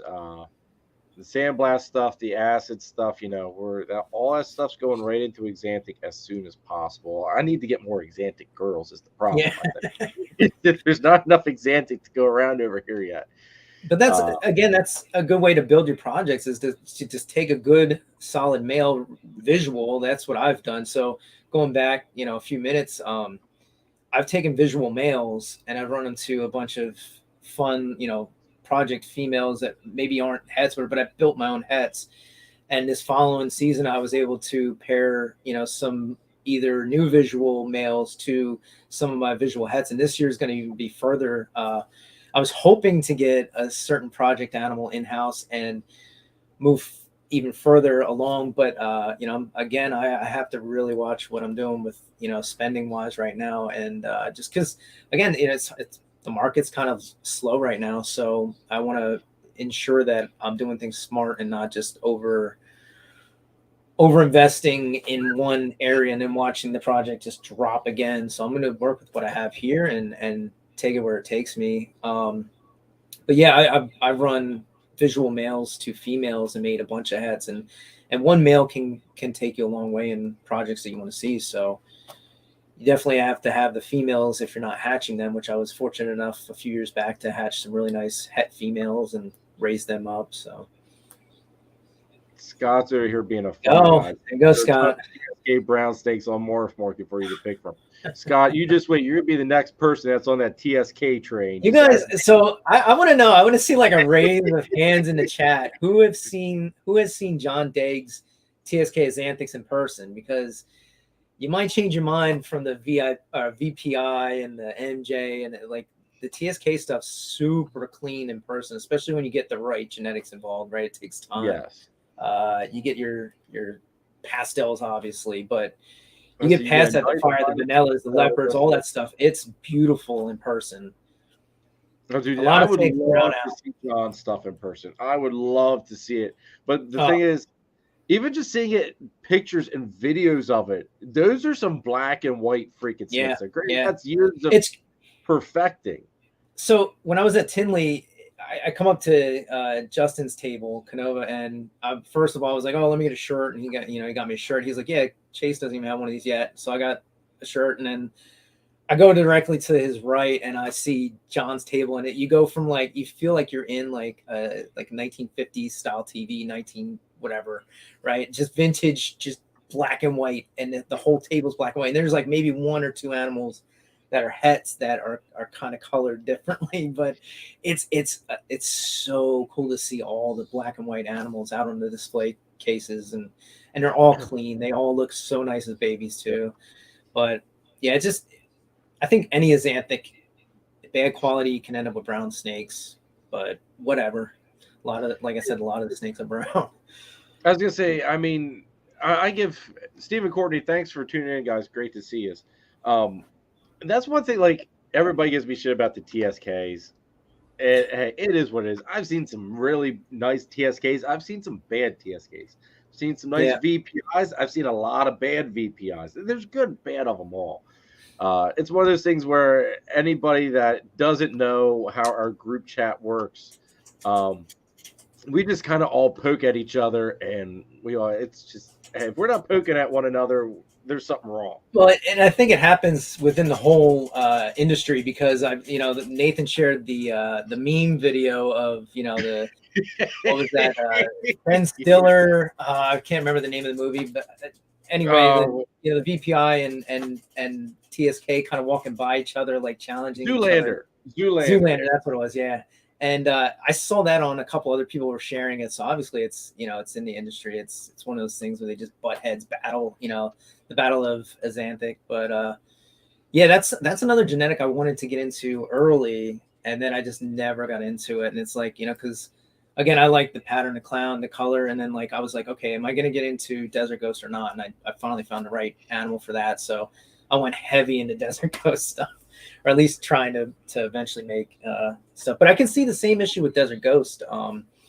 I'm seeing a lot of animals that are just coming out that tan, clean desert color, and then nothing's really changing those tones, right? Orange Dream looks really good as a baby, but as it ages, it looks tan.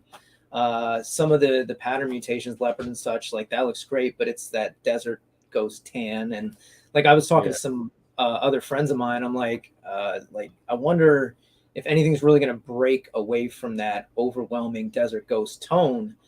Like, is it going to be Red Stripe and Yellow Belly and Orange Dream and Clown? It's going to take a bunch to really, because I want to see some really hot reds and oranges and yellows. Like Pastel does it right with Desert Ghost. You get the bright yellow to the black, but not much more.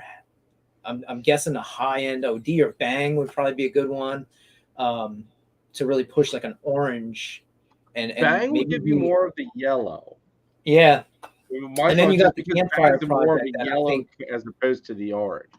That's why I think Bang will be amazing with Exantic. I think that's Bang's calling. As much as Nathan probably is cringing right now and screaming at me, why do you want to take the color out of my pretty snake? I think that's what I agree but there's definitely some orange tone. Obviously, like the Bang Pied is like super orange, but like you being colorblind, like, and then saying, well, it's more yellow. It's like, I don't know. Maybe I'm not seeing it the same way you do. Nathan even described it to me as it's more of like a yellowy gold color than orange. So I see a yellow. Nathan's telling me that I'm at least kind of half-ass right. He's yelling at you. I'm just basing my assumption as to it needs to go into Exantic for that fact. It's all fair game anyway, so maybe we should all start telling Nathan it's yellow just to bust his balls a little. Nathan, it's not orange. I'm sorry, but no. But I think Desert Ghost has its limitations, as everything does. It definitely enhances for sure. It cleans things up wonderfully, but I found also like Scaleless Head Project that cleans up things insanely well. It's like kind of overlooked with that project and how well things get tightened up and cleaned up with the Scaleless Head Project. But I think Desert Ghost has its limitations, but it was one or the other, and Desert Ghost was trending way up, and I really wanted that, so I went with that over some other projects. But I definitely want to get into a lot. I'd love to have an Exantic project at some point, but it's so far back with my interest now. You bounce around, right? Like year after year, years drop off and go, and it's like I don't really care for that gene anymore. I want something else now, or something new, or whatever. But maybe here in the next, let's see, they're probably give me 2 years, Matt, 2 years, and I'll show you some DG Exantic stuff, and maybe we'll get one in your lap. Nice. Yeah, that's a possibility. That's probably the best project for Desert Ghost and Exantic. I think it's like, you get the black and the whites, those tones in, and clean it completely up. I think if you throw a hypo into it, too, that's just gonna make it that much better. Yeah, it'll be nice and frosty. Hypo's a good key feature with it. Yeah, I think so. It's these projects are so far off in a way for like a lot of us, but like they're right there as well. Like it just takes a couple more years to hit what you need to, or to advance your project, or to wait till the market comes down to buy into that project, right? So it's not a rat race for me for sure. I like the building process of it all. I like to see my projects. I try to plan out, like I was doing like a 10-year type of thing, but then it was like, that's a little too far off, right? Because you don't know what's going to happen with females, and then future females, and then future males, whether you hit stuff or not. But I'd like to shoot for big time projects down the line and work towards them now, because I mean, there's no point in doing it if you're not going to kind of make it complex and go for gold, I guess, right? But dude, I'm right there. I mean, this year I went for that double head to double head. I mean, granted, the odds gods totally took a dump on me on it, but hey, you don't know what's going to happen until you roll those dice on it. You know, I could have landed hot with it, but instead, Lady Luck, like I said, took a dump on me with it. But last year I went. So a couple years ago, I did like double head to double head with to see about this Candy or Candino double het piebald, right, to prove stuff out. And first clutch I was able to prove the Candy out. I haven't hit a double Candy pod or Candino pod or albino pod yet in any of them. The last clutch, though, with a different female from last season, I hit all Candinos and all piebalds. So I was able to at least prove out that pairing. I have like male 1 to female 1, female 2 to male 2, right? And I try to make sure everything's paired up just to prove things out. I've gotten rid of a couple of those pairings now, but double head to double head is tough. But again, I didn't hit any normals, so it was kind of nice, just having visual Candies and visual piebalds because they sell pretty well. So, but yeah, and then again, once I saw the Candies, once they colored up, I was like blown away. I'm like, okay, I really want to get this in something other than piebald.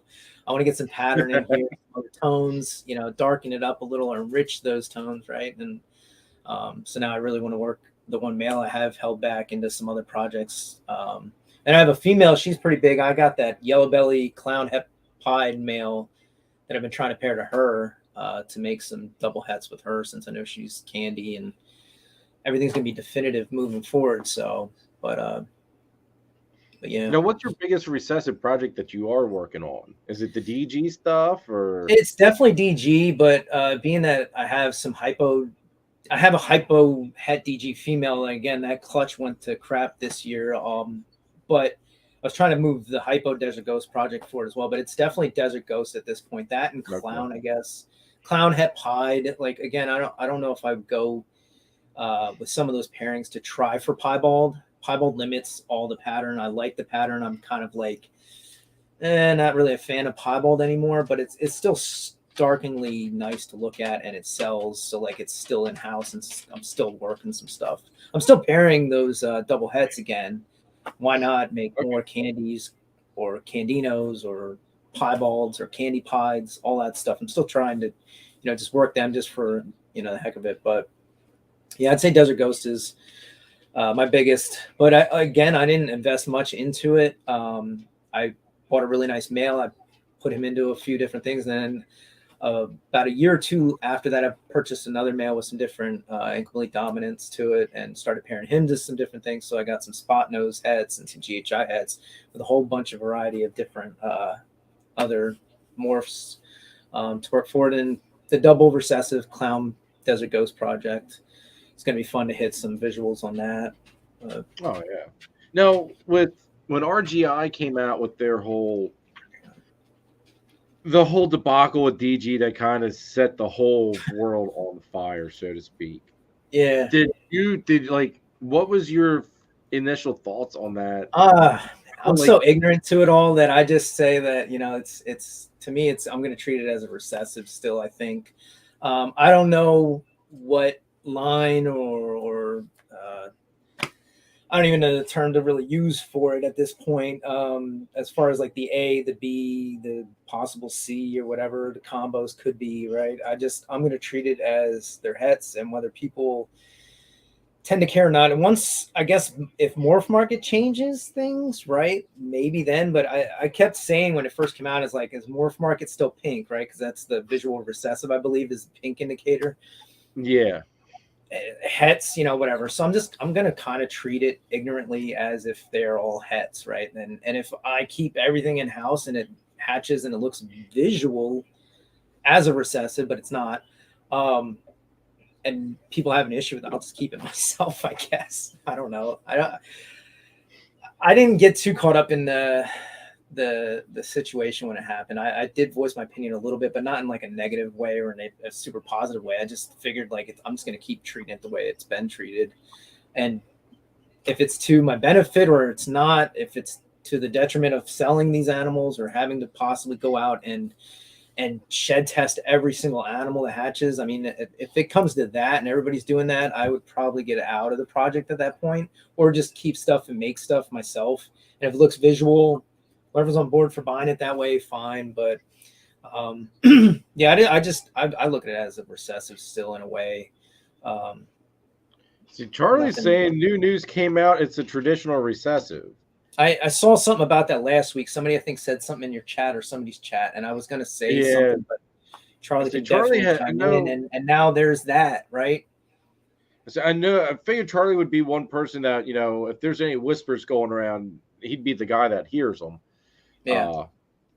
I mean, I just kind of, it's my initial thought of it was if there was a lot of people, like if this was a whole big issue of people doing pairings like that and they weren't getting visuals when they should be getting visuals, there would have been a whole big debacle about that. Like that, it wouldn't have been something hush hush because I think a lot of us were kind of caught with our pants down. Basically, we're like, "What the hell are you talking about? That you know you're not making these visual animals when you should be making them."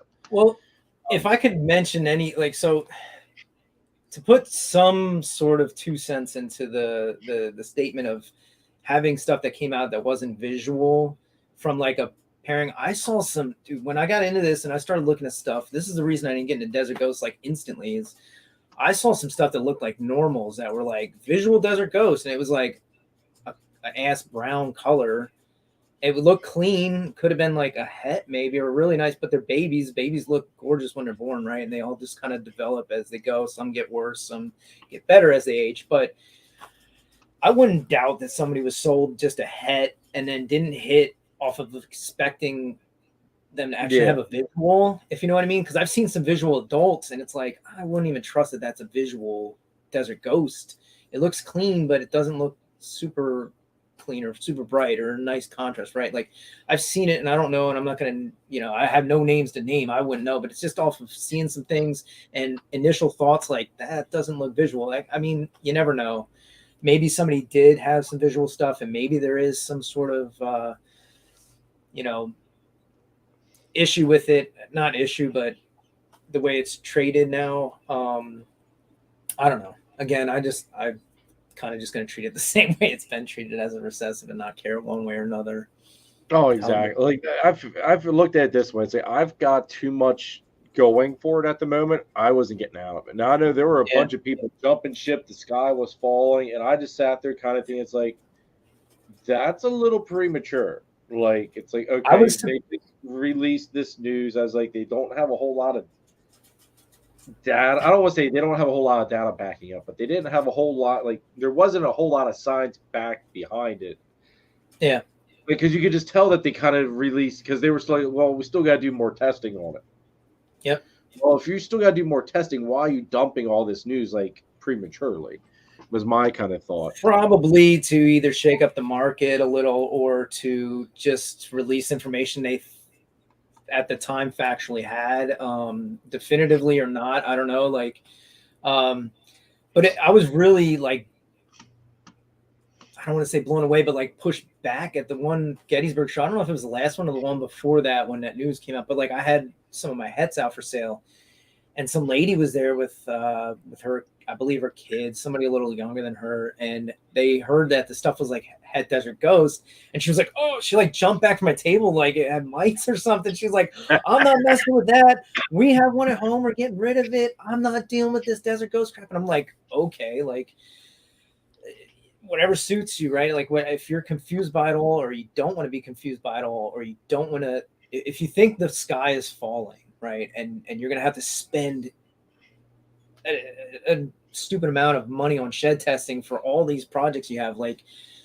okay, fine, you know, jump ship, but like, I don't know. It's just, it's such a nice genetic to work with, and it seems to work like a recessive. So I'm just going to treat it that way. And again, like with what Charlie mentioned, I saw something last week. Somebody had commented that it seems to be a recessive now, and that now there's this other issue kind of pushing back where, is it? Were they wrong? Did they mislead us? Like, it seems like it's a little bit of a drama thing escalating right in the industry that could possibly just bring Desert Ghosts back. I mean, I don't know. Who knows what the reasoning behind it was other than just factual evidence that they came upon at the time. Yeah. And I guess maybe based on other animal species, whatever, they came out with the information they had and went forward with it. But if it is just a recessive, good. I mean, I got a lot of it, so I have a lot of hets. Yeah, I've got a lot of leopard het DG stuff. Everybody's sitting on morph market. Hint, wink, wink. There's a cinnamon female het DG on there. Somebody go buy that. Kent, where's Kent? There he is. Kent, go buy that.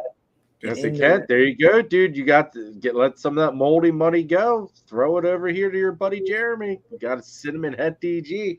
I will say this though, dude.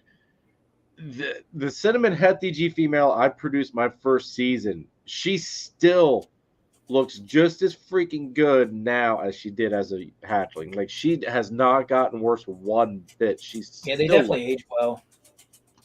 It's funny. I have a picture on my Instagram. When I hatched them out, I hatched a pastel GHI het Desert Ghost, which looked like your standard pastel GHI, and then I had a double het clown DG pastel GHI, and it blew the normal head out. Like the het clown influence on that other female, or no, it was the male. Sorry, a male to the female. Just it was this huge difference and maybe the pairing, the pastels possibly, but I think it was the double head influence. It's just super, super bright, so much more rich in tones, and it was a really nice comparison kind of picture that I had up there. But yeah, the head influences for some of these recessives is really nice. I love, occasionally I like ringers and stuff for the het piebald, but also in leopard and piebald, you end up with a lot of like crazy striping and like stuff you don't typically see in, leopard or other, animals, but that het pied influence stripes everything out. It's really crazy what that can do with just something simple like leopard and some other combos. But yeah, Steven, I agree with you on this. I mean, they were upfront saying that, they still need to do more tests because they wanted to figure out the DGC, all that stuff. Yeah, I don't think they were trying to mislead. Being a little bit of a conspiracy theorist, maybe, who knows? But no, I think they were just releasing information as they got it. As, geneticists, I guess, would see it, right? So you can't blame them for that. They're just and plus, I think they were trying to get their DG test out there a little bit. They did that the 2 free DG tests to, basically, help them figure out if there was some, learn more about what was going on. I guess my thought is that if you're not sure 100% or at least 98% sure what's going on, maybe hold off on releasing said news until you know exactly what's going on. Because let's face it, I mean, there's a lot. People are like sheep.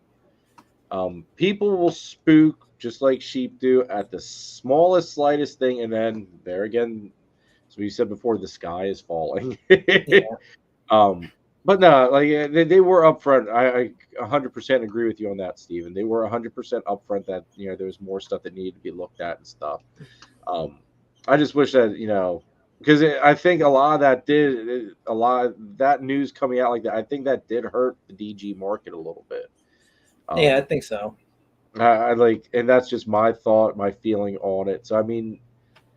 There's other things too that came into play, I think, with the DG market, but I saw some of that coming with the market to begin with. Some of these projects not holding the way they used to, or even through like those COVID years where everybody thinks like and feels the market was way above average, whereas I think like more people were in it and there's more being made of more of these projects of like higher value that the values were up there, but I mean, the way the market's kind of come down recently, it's like, it's a little crazy. It's a little.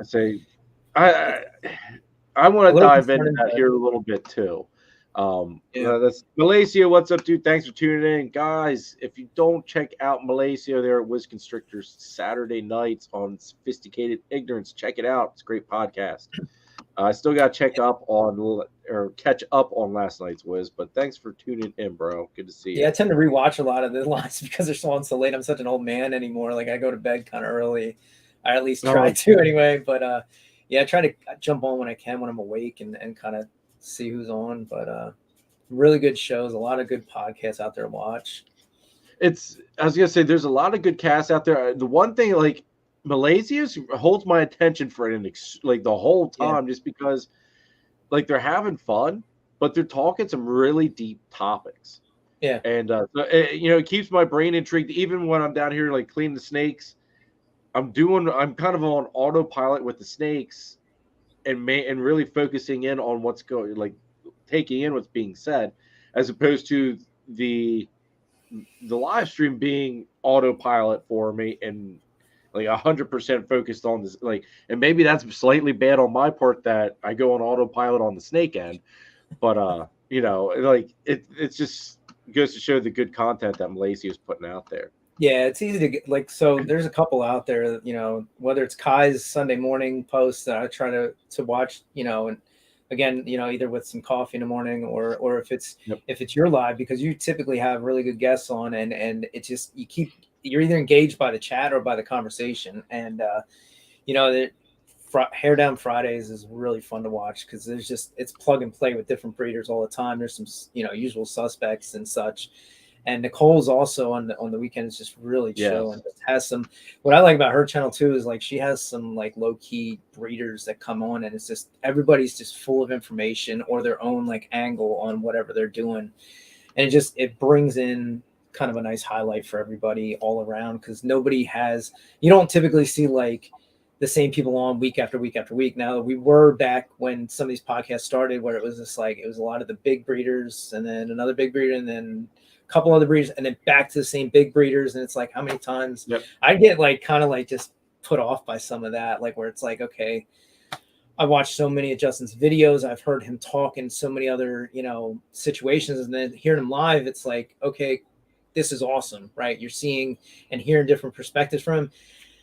And then 2-3 months go by and he's back on another podcast and it's the same stuff. And it's just like, you know, that's kind of kept me from wanting to get on to some of these podcasts, because I didn't want to just kind of speak on the same subject matter and kind of go through that draining, you know, sequences of kind of spewing out the same stuff. But I definitely wanted to kind of get back to it and open up a bit more and share some views and such. But Ashley, what's up? Thanks for tuning in.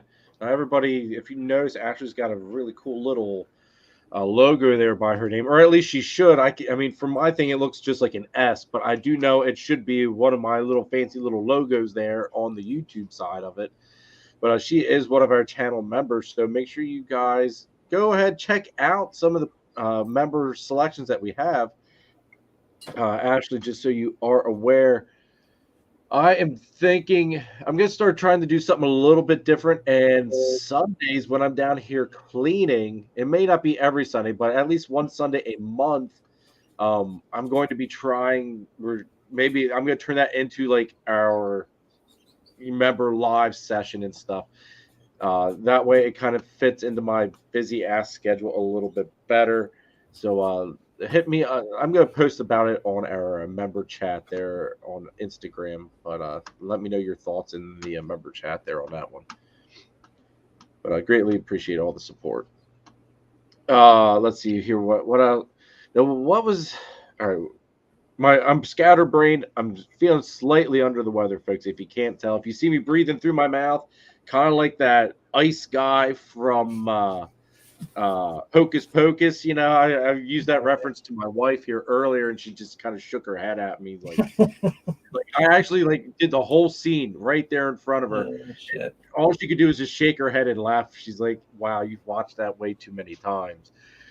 But I you know, I'm super congested, so I'm having to breathe through my mouth. So if I look a little off, I am slightly off tonight. But all right, we were talking. I wanted to touch base on something just a couple minutes ago. What were we? We were going off about Desert Ghost a lot and genetic testing, and then unless it was before that. It was just right before I was. God, I feel so stupid. This will come to me, and I will kick myself in the ass for not being able to remember what it was. That's okay. Oh no, because it was a really good freaking topic. Oh, and like it just came to me, and that's what I hate most. It was like one of those fleeting thoughts. Like you have a brain like I do. I can't. Things come in and just leave instantly. It's so I don't know. Dude, sometimes I swear, like maybe this will date me a little bit. Do you remember the website Albino Black Sheep? No. It had a bunch of stupid little cartoon movies that some person with with too much time on their hands compiled, and there was this one thing. It's called the fifth avocado, and I apologize, everybody. This is completely off track, but there was this part where there was this monkey, and he apparently he had ADD and forgot something and went back to swinging in the trees. It was absolutely hilarious. It was like, yeah, that's kind of how I just let my brain go. Yeah, like, what was it? It'll come back to you. I mean, we can move on to whatever else you want to talk about or do or show or whatever. Dude, but if anybody has any other questions too in the chat, man, just yes. If anybody else has questions in the chat, feel free to throw them out there. Asher says she works every Sunday because it's double pay day, but I might be able to pop in for a bit sometime. All right, we'll have to, man. I really want to do it on a day where you guys can tune in because, Ashley, you guys have been such a great supporters of me. China Christine asked if it was about the market. Was it about the market? Some reason I want to say it was. There was pre-COVID stuff, then there was COVID stuff, then there was post-COVID, and how things are kind of going now. I mean, I could talk about the market. I enjoy the market. Give your insights about the market, maybe, dude. I'm telling you, like, it's one of those things. Like that thought, it's still right there. Yeah, I just don't know which one to freaking grab at the moment. I feel like such an idiot now. I think the market could be your thoughts on the market. It's all that good stuff. I enjoy following it. I don't know if I enjoy the current state that it's in, but a lot of people, you know, their cup's either half full or half empty. I'm more of I don't have a cup. Like the market itself, it was intriguing at first because you could obviously invest in pretty high on some projects. When I first got in, there was clown females, you know, they were up around $600 to $800 for plain clown females. The males were still about $400, whatever. There was certain price standards for so long, right? For a few years. And a lot of those basic morphs or recessive projects, whatever, they didn't really escalate as like COVID money came into play or the COVID breeders kind of started buying in.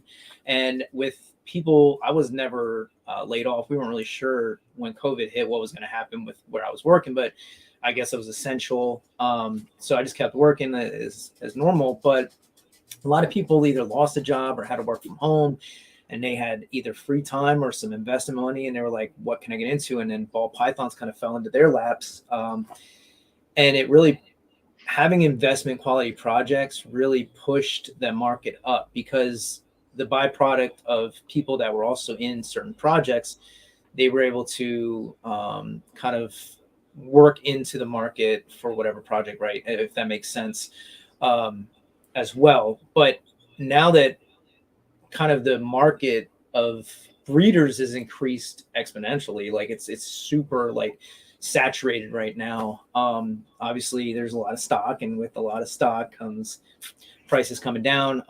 So it's intriguing because you can see that the market fluctuates as it typically should for any type of product. You know, your basic economics 101 kind of coming into play, but with ball pythons being a pet or animals, it's a little different because they cost to store, right? Like in a way, it's the price doesn't, you know, necessarily depreciate, but it does through how much they eat, right? And so like if you're holding an animal for a year and it's not selling, and you have to sell it, and you have to sell it for less than possibly what you already fed it, you lose in value there. So like it's always intrigued me. But the market itself, I wouldn't say I'd say it's in pretty bad shape right now currently for like isolated boutique. I don't want to call it boutique, but like just isolated breeders, people that have like smaller collections that can't, you know, just dish out whatever they want to whoever they come across. They have to pick and choose where they're at, find new avenues for sales. Currently, it's a little slow for some. Some it's just kind of regular market, just at lower prices. But I saw a few years ago, might have been last year, I can't remember when we had that first breeders breakfast But I talked to Ron a little bit about it.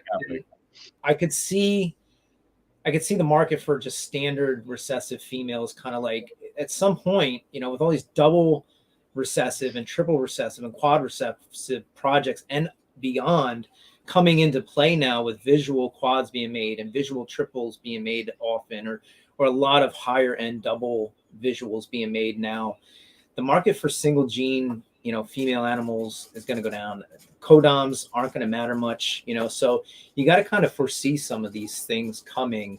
And I kind of saw it happening as there's so many animals online that it just kind of flatlined in a way, and now it's kind of dropping value in certain projects. But again, you watch some of the bigger breeders kind of tank some projects, not necessarily purposefully to spite somebody else in the project, but because they have to move the animals, and it kind of comes with the territory. So I've seen that happen, and not tanking in a bad way, but just drop it significantly lower than what the market's showing. So you got to be ahead of the market for sure, whether you're investing, which is now is probably a good time to invest in some quality animals cheap. Whether those projects go back up, I don't know, but I know if you're buying in at a certain price, you're probably going to be selling at a certain price lower than that as your animals grow up and then kind of come along. So you saw it. A perfect example is like Stranger. When I first got in, was like 30,000 for like a regular Stranger. It's an incomplete dominant, morph. And some people believe, I don't know if it's tied to possibly being another genetic. I don't think it is. Stranger's pretty isolated now on its own. But you see it with like Wookiee possibly being like chocolate, or some people say. I don't believe it is. I believe it's its own gene, but you're going to see some of these values dropping. Hurricanes dropped to the point where Trick and Hurricane are almost probably same price. So it's really fun following it. It's fun seeing, certain projects spike when Justin releases a new video, or maybe somebody else showcases like the Bang Pied stuff. It's like that project's only going up right now, as far as I'm concerned, and seeing things. And, there's always going to be those spikes. Red Stripe did it. Spot Nose did it with the Batman stuff with Leopard. But again, sometimes we have to bring ourselves back to reality, and the $20,000 for a Desert Ghost Clown is going to probably be a thing of the past. They've already dropped to like 5,000. If you know somebody, probably even less than that, if you really know somebody. So yeah, it's really cool to watch the market and see how things fluctuate, and trying to be ahead of that. And you got to sidestep with your projects, right? If you're following a project and it's trending up, and then everybody else is following, well, now you have a whole bunch of that project. Yep. And the price is going to come down because somebody's going to just throw like, hey, I need to feed my collection, so give me what you can. And it's a pretty fun thing to follow the market. It's its own unique kind of individual monster within this industry. It's, I enjoy it. I remembered what my question was. It is because you brought it up. And I almost talked long enough for you to forget again, right? No, I wrote it down. That's why if anybody saw me like looking down, good. I was writing it down so I didn't forget this time. All the sales going on, whether it be this Morph Madness thing. Yeah. I know there's some certain select breeders that are like just really doing some hellacious sales. It seems like nonstop. Like, to me personally, I think that's not helping the market at all. Especially there's some breeders, and I'm not knocking anybody that wants to run a sale here and there, whatever. Hey, have at it. But that being said, if you're that breeder that's running sales that often, in my opinion, if I'm going to be remotely interested in buying anything from you, I'm going to wait till you throw a sale. Yeah. But I'm going to wait until you're that hurting for that sale that you're basically paying me to take the thing. You know what I mean? Like, because there's some people that come across that they're that desperate to make that sale that there's got to be several people just sitting there waiting like, nah, it's going to go down. The sale's going to get a little bit better. It's going to get a little bit better. And some of these sales are freaking outrageous. Yeah, it's a detriment for sure to the market right now, because everybody's jumping into the Morph Madness sale, which again, I can't blame them. They have a lot of animals. They have to move. You could either feed them forever and keep them, obviously, but it's expensive, or it's kind of, again, it's maybe it just hits your own breeding colonies of rats differently, right? Maybe you didn't expect to have so many animals now that things have kind of leveled out for the market. And I don't see these sales really helping much, because what it's going to do is, as people saw with COVID, people bought in super high, right? You invested at a higher level for certain animals, whether they were visual desert ghosts, because desert ghost was spiking at that point, and people were getting in at really high prices for the market. And now everybody's running sales only a few years removed from those prices, and people are going to look at it, if they're getting in now, as they should always be able to get those animals for that price or lower. And it's only going to go down as new genetics come out and are discovered and mutate from whatever, and new recessives are found, or new quad, like I said, the quads, the triples, the double recessive visual stuff is going to start to slowly sink down in price, and then it's going to just drive everything else further down. Why would somebody invest in a single gene, no matter how many incomplete dominance attached clown, when they can get maybe a yellow belly desert ghost clown or a fire yellow belly desert ghost clown? Because like everybody's pushing for those double recessives with incomplete dominance attached. So more people work in double recessives, triple recessives, quad recessives. The market's going to continue to go down for those single recessives like dramatically. And, I could see with all these sales running now, I don't know how long they're expected to go, but eventually soon there's going to be Black Friday deals, Christmas deals. Yep. And then a sale probably coming up for tax sales, and then spring sales. And again, the cycle repeats itself. The market's just going to drop and drop and drop. And so if you're investing on the lower end to build your projects up, sort of like I had to do, you're going to see some projects just not pan out to be what you expected, even within like a year or two from creating things. I saw it with my double head desert ghost clown stuff. I saw the market kind of get forced down by somebody, and it was like, instead of jumping to that, I figured I'd help out somebody else and get somebody else into the project with me that I actually know and care about, or whatever, one way or another. Yeah. And if we can make a deal happen some way, somehow, fine. But like, you see some of these projects that you work towards just kind of get hammered down, and it's disheartening in a way. But again, it's the name of this game. It's, there's a lot of breeders, there's a lot of snakes being made, and people want to move them. So how are you going to move them? Drop the price. How are you going to move them? Give them away basically at a point, because you have everything you want here for your collection. Everything else is for sale, but where's the value at when the higher valued animals are starting to kind of creep down? Yeah. No, I agree. I don't see it being a good thing for the market, for, the whole industry to go out for a big, almost 50 to 7. Some people are doing like anywhere from like 10 to 20 to like 80% off of animals. Yep. And again, the lower end animals, the pet type animals, you have to kind of be aware of that and just move on from as you can. Be smart about it, but also respectful to the animal itself. Yeah. Hopefully Ashley's still here. I know she said she had to run and get back to work, but Ashley did ask here a little while ago, but I didn't want to interrupt. She said, what's Matt's holdback and pairing strategy with the market as it is right now? Well, it's a good question, because this season I was limited. I had 2 clutches that were laid very late, and they went sort of full term, although a lot of eggs rotted out. And so a lot of the babies, the one clutch was all deformed, and I had to euthanize that clutch. And then the other clutch I had, one was a stillborn. The other ended up with my first ever hard belly and passed, as it was just too extreme. I couldn't, manage it myself. And then another female that I was just like in love with, this super nice looking clown female, she ended up just dying out of nowhere before her first shed. And then I had to assist feed the sibling to that a few weeks. I came in one day, it was regurgitated and dead. It's like, what the heck? So everything probably internally, stuff wasn't really developed properly for that clutch. So like 2 clutches that were really high expectation clutches were gone. So now I'm looking at some clutches, 2 other clutches that I had. And so my goal, or my strategy moving forward, is like, I might want to hold on to some of these males that I would typically sell, or maybe a female from, I have a lot of females for the projects, but maybe I hold on to more, right, for myself to move forward. So the strategy for me currently is like still sell what I really don't need, possibly move on from some females that I've used enough, right? Like people tend to do, they move on from females after a few years, maybe it's 3 years, maybe they have it set to an exact, time frame, like 3 clutches and they're gone. I don't know.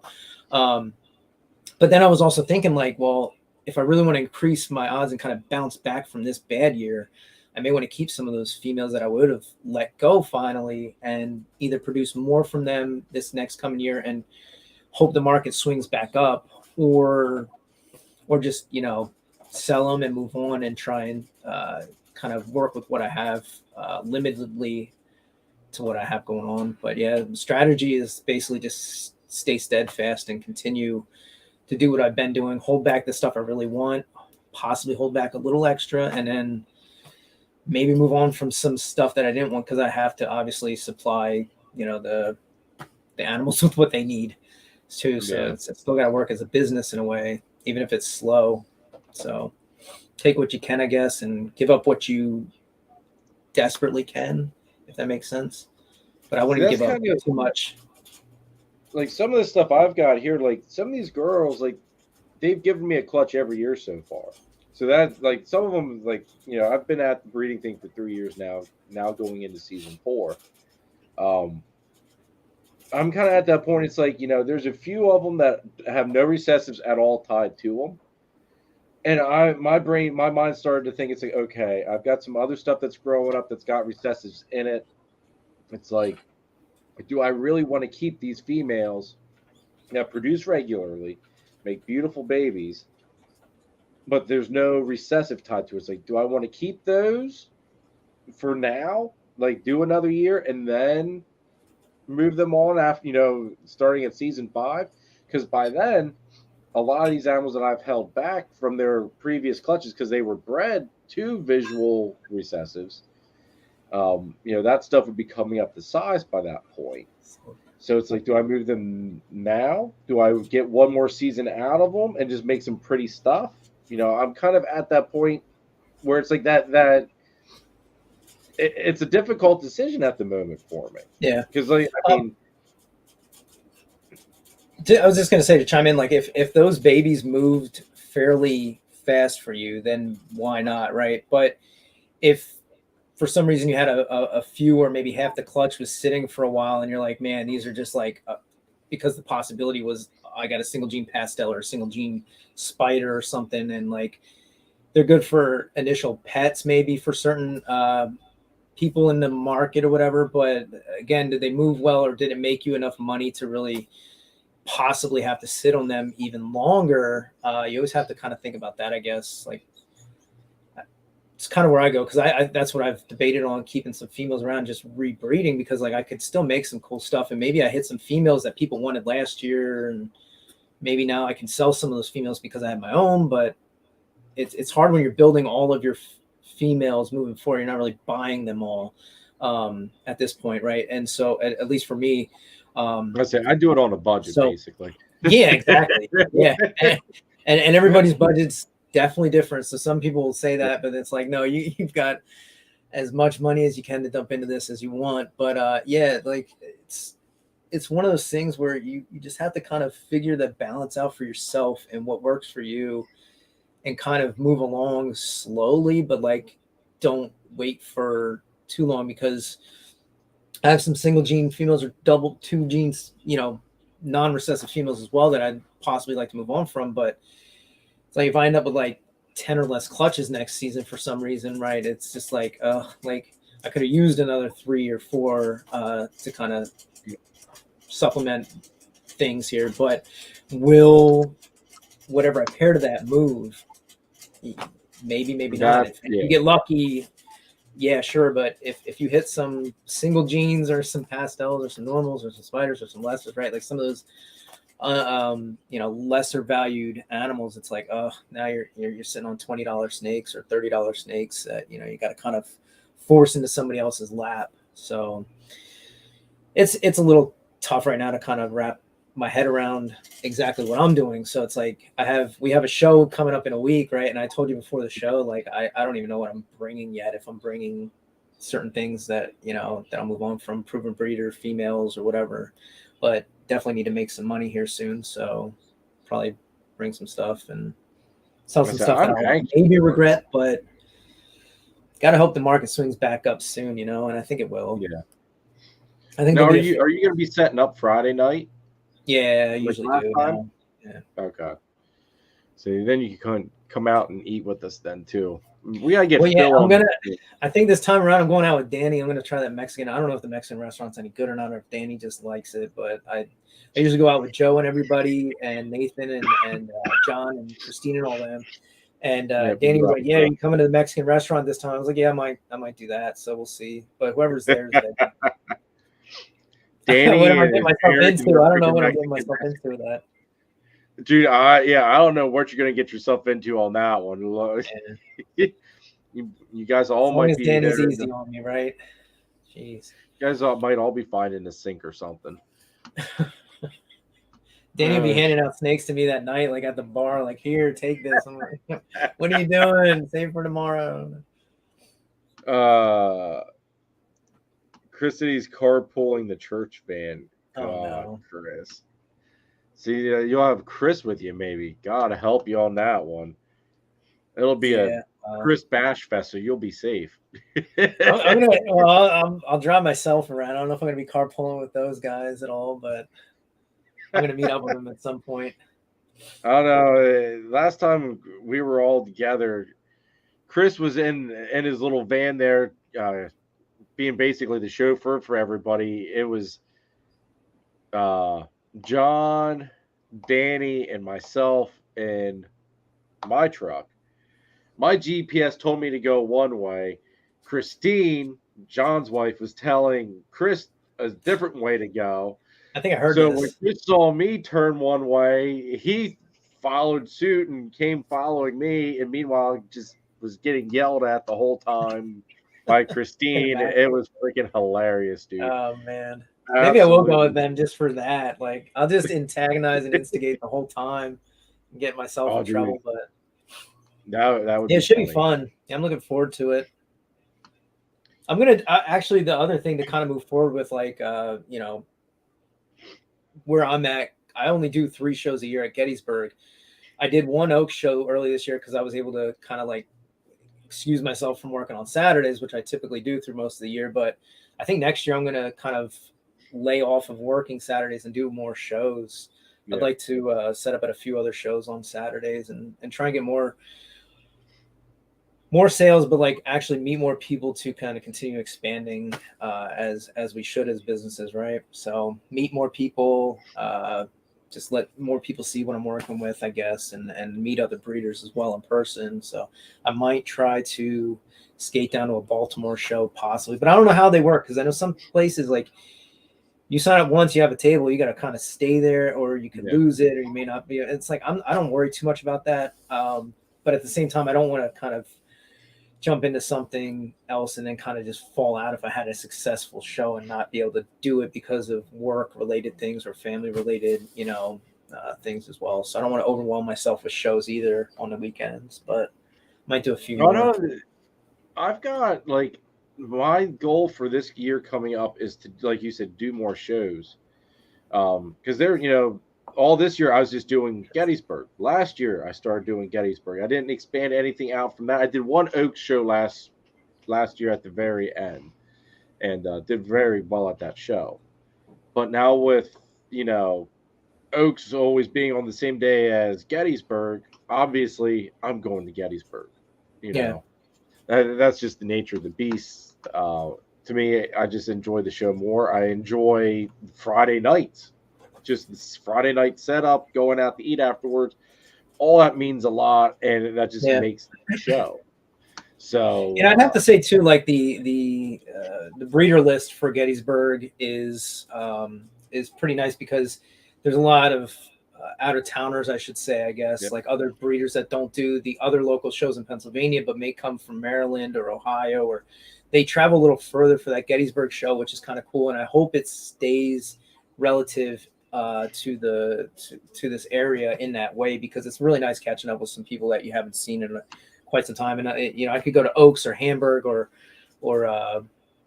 about those two basically in this area and like see everybody every month almost, because they kind of sequence that way, every other month. And but there's nothing like, kind of doing the whole Gettysburg thing and getting down to that area of town and going out the night before. And it's just, it's kind of nice to do that 3 times a year. It's a really good show though. So. Oh, it is. And then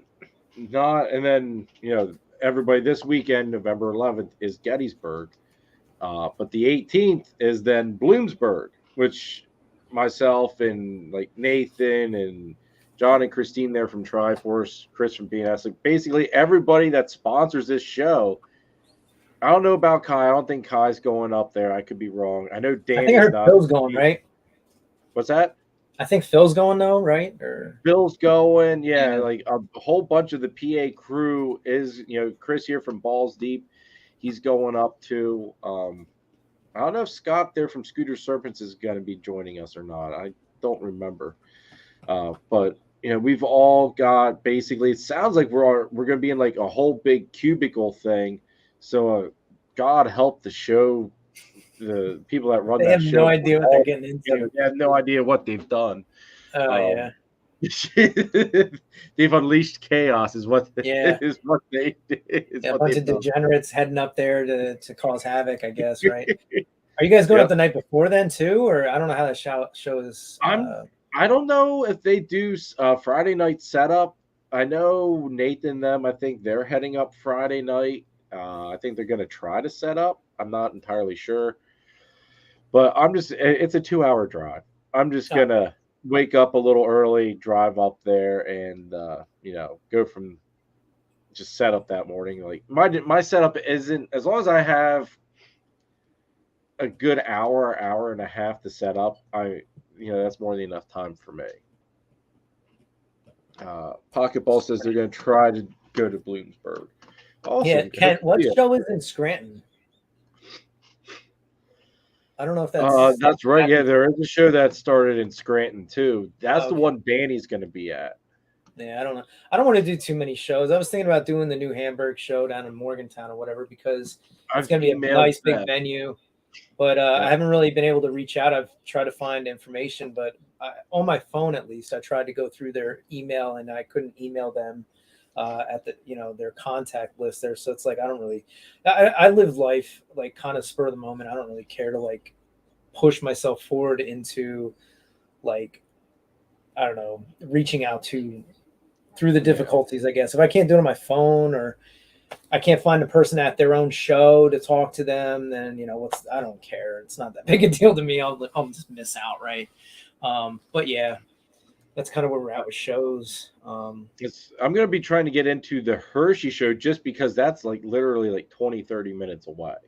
Yeah, I found out about it. I messaged them and they told me that they're all sold out. I think it's only 40 tables, so it's not like it's a big show. Yeah.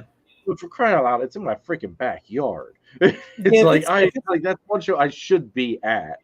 If it's a quick show like that, yeah, for sure, do it. And you're always gonna see new people. Like the thing, I think the main one of the main complaints for Gettysburg recently has been like it seems like a lot of kids come in as but I don't see it necessarily as a negative. In a way, it's like, okay, yeah, you want to see stuff and then move on and see more stuff and move on. It's more of like a show and tell or a pet, a petting zoo kind of thing with all these kids. But that's the next generation coming up. That's the young minds that are going to come in and be inspired or intrigued to buy a reptile from one of us, right? So you have to treat it as like, it's new eyes on your product. And eventually, when they're old enough, their parents will probably allow them to have a snake if they keep watching certain YouTube channels or coming to these shows and seeing how nice people are and how nice the animals are to handle. And so like it's a give and take there, really. Like we got to kind of like accept that it's a lot of kids coming in just to look at things rather than actually buy things. But there will eventually be a market for those people too, 10, 15, 20 years down the road. They may get into this the same way we did, but Oh, I worry about. I did one. It was like a family. I forget what it was called, and I don't know if that was a Scranton show or not. But it was like family something reptile show, and it was fine. It was small, but again, they had like face painting and animal balloons, and like the crowd was just like the venue and the crowd were kind of like not my style to do regularly. So I just kind of bailed on that after one show. But okay, I figured I think Scranton. I think that one just started last year. Okay. Like, so it's because I remember getting an invite to it at Oaks in December. So I think it would have started this year technically, because did Oaks in December, and then this year would have been its first year, and Danny had some success at it. So hopefully it proves out. I'm hoping Bloomsburg works for us. But as you mentioned before, all of us degenerates all in one little area. God help the venue. At least you'll have some fun, right? You'll be able to pass the time. If it's dead, it's dead. But if it's not, you'll be there to keep it alive, right? Like exactly. Chris, all I can say is this guy right here. This guy right here better not fall asleep. If so, because he's got all of us right there. He's not safe. What does he have to worry about? He's got all those his kids, his two daughters are there, daughter and friend, whoever. They're there to sell the stuffed snakes, and they sell well. So like, what does Chris really have to worry about while he's there? Just sleeping, just getting his rest for that drive home. That's true. A couple $100 and some snake sales, and he's good. And it's like I sit there and I'm on alert. I try not to sit at all during the shows. I try to stand and have my presence seen. And Chris is over there napping, and snakes are going out like this. It's like, okay, I'm doing it wrong, man. I'm doing it all wrong. But see, the thing is, I think it's kids selling the snakes. So I think that's what it is. I think it's just his kids selling the snakes, and Chris is just there kind of reaping the glory from it. But Matt, it's 10:15. Let's show off some animals that you think you're going to be taking to Gettysburg here, so that way maybe you can get some people wound up, maybe get some pre-sales or something going on, and then we'll wrap this up by like 10:45 if anything, I'll just highlight some animals I might take just for show, and then maybe people can come see them in person. I don't know what I'm bringing to sell, but I'll move over to the other table there and break some animals out and just discuss what they are real quick. We'll go through a few, and I'll talk about some things, whatever. Pull out that the stunner. Okay, it's a black pastel yellow belly trick het clown, and then I'll show off some of those babies that he made. So okay, go over that. All right, I'll bring that screen up. I'll actually take this one away. I'll unmute that one. All right, it won't let me unmute that one. Maybe I'll have to.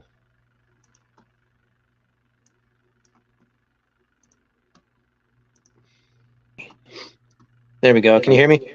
Oh, that's. Yep, I can hear you. Give me 1 second.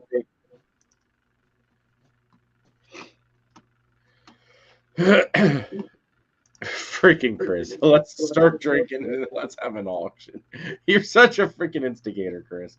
That should solve the echoing problem, I believe, at least for myself. Yeah, you're coming through. All right, I can no longer see chat, but I'll get that mail out, and then I'll show some of the babies off that he created that proved out his genetics.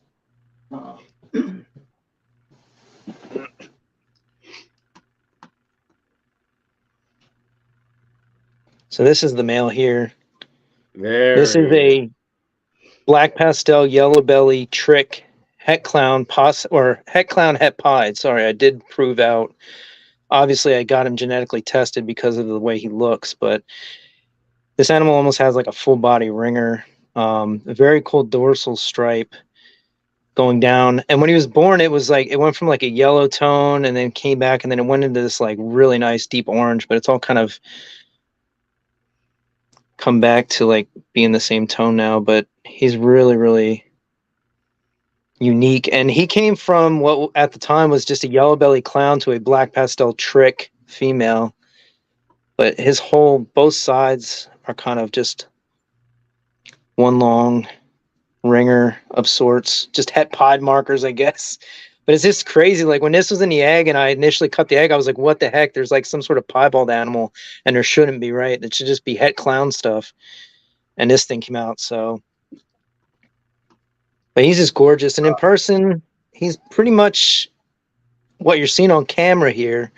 He might be a little bit darker in orange tone and that burnt kind of orange coloration, but that's the male there.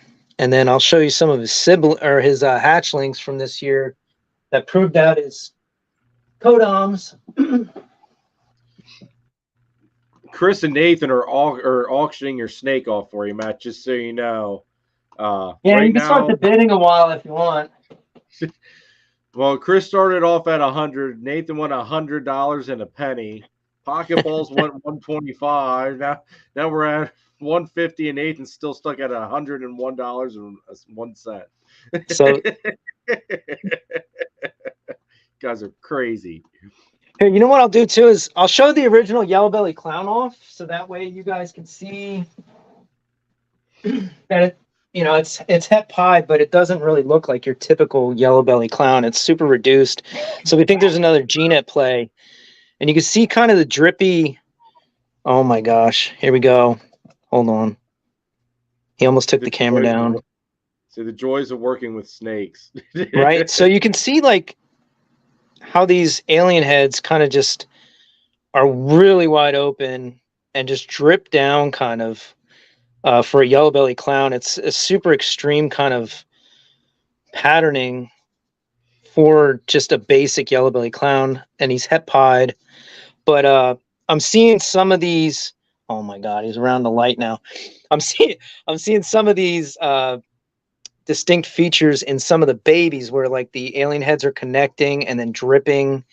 And I'll show you that with this little baby here.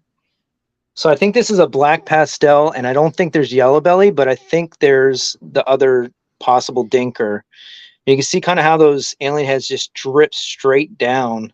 And that's not, it's not out of the norm for certain things, but when I'm seeing it in other, you just don't typically have your kind of black pastels doing that. But you could say this maybe has yellow belly, but I could show you, some black pastel yellow belly or trick yellow belly stuff that it's just kind of unique to some of the other hatchlings that I have, because I kept a lot of it back just to see, because if it's, obviously if the clown stuff, if it is something new, and the clown stuff comes out that kind of extreme, I want to keep it and kind of work it. But here's a trick yellow belly, het clown, posset pods from that boy, which is pretty fun to look at. I like the way trick kind of interacts with yellow belly. You get those rich flames coming up and the wonky patterning.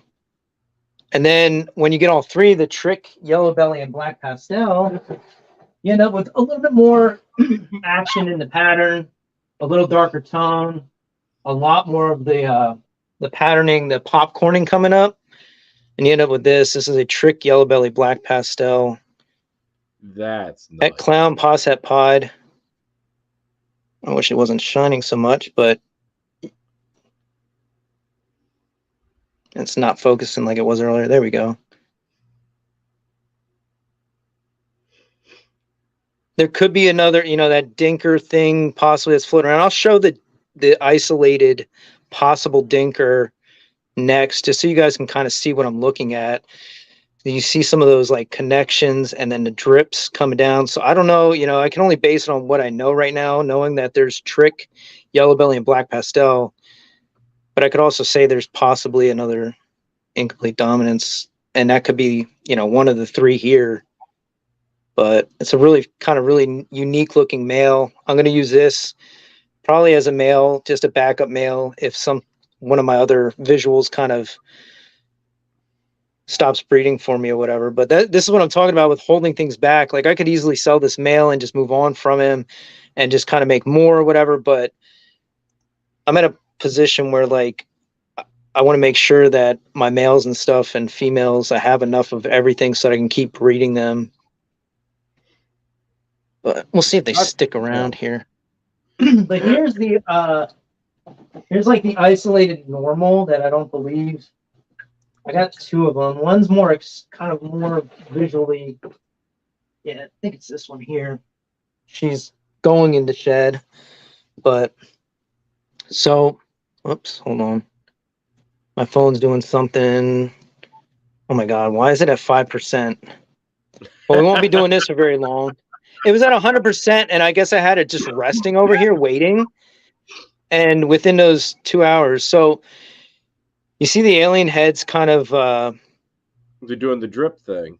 Yeah, they're dripping, but they're also like connecting way out, like almost melting together, like these elongated kind of keyholes and stuff. Not so much on this side, but it's also darker. Like it's got a little bit of flaming, but it's not orange like yellow belly. And it's a darker backed animal. Like it's really dark compared to like a normal would be. And then there's this other female here that's a little less, but she has some of the stuff that it's a possible. This one I would say more is possible normal, but again, it has the really dark color and this like smoky kind of thing going on, but not as extreme. But I don't expect it to be super extreme just in its normal form either. So hard to truly say. Let me see if I can get a quick backup thing here. If I could grab a charger in like 2 seconds. No, you're good, dude. I'll show a couple more animals off before my phone like completely just shuts down here.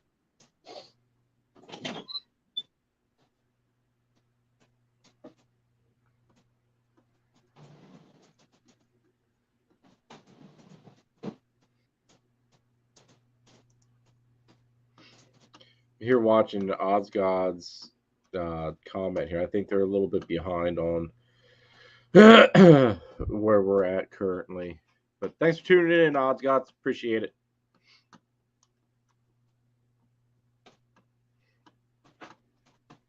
While Matt's looking for the charger and stuff, everybody, let me do this. That way you guys can see me. This week's video will be going over everything I'm bringing to Gettysburg Reptile Expo LLC, and what doesn't sell there will be going to Bloomsburg. Make sure you guys come out, check it out. A lot of good stuff. Some really nice looking stuff as well. And the last available carpet python will be there too. Excuse me. So things in shed actually right now. So he should be all shed out and looking really nice by the expo. So somebody wants to come out and get yourself a nice carpet python, you guys know where to go. Are we just going to show from this angle, Matt? Or what are you thinking? You got me back there. Hold on. Give me a second. I'm going to turn. We lost signal. I plugged it in and it died. So I don't know if you can hear me again now. No, I can hear you. You're good. Okay, cool. So this is oh, she's hissing or whatever. This is this might work here, but this is one of the yellow belly het clown. She's a little chunker. She actually looks like she's building. Close to maybe size to her, dude. Ovulating. Yeah. But this is kind of the yellow belly. This is just yellow belly possible trick, but I think it's just yellow belly and that other gene, right? That dinker gene. Het clown, pos het pied. It could be, just who knows, but it's disturbing the pattern a lot. Like, and it again, you have the dripping and some of the connecting and stuff. But, that's the one consistent thing with it. It's everything that you're showing with that has that dripping going on. I don't know how to show off her belly, but the belly is really cool because of how it's it's super yellow and kind of, man, she's all hissy. But I got a couple other animals like that, but then I can show off some of the Desert Ghost Project stuff too, real quick.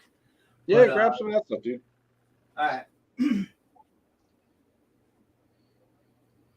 But yeah, so that's gonna be this week's video. Everybody is just showcasing what I'm going to have with me at the show. I might be adding in 1 or 2 other animals as well. We'll have to see. But also then that next week's live is just going to be a solo live.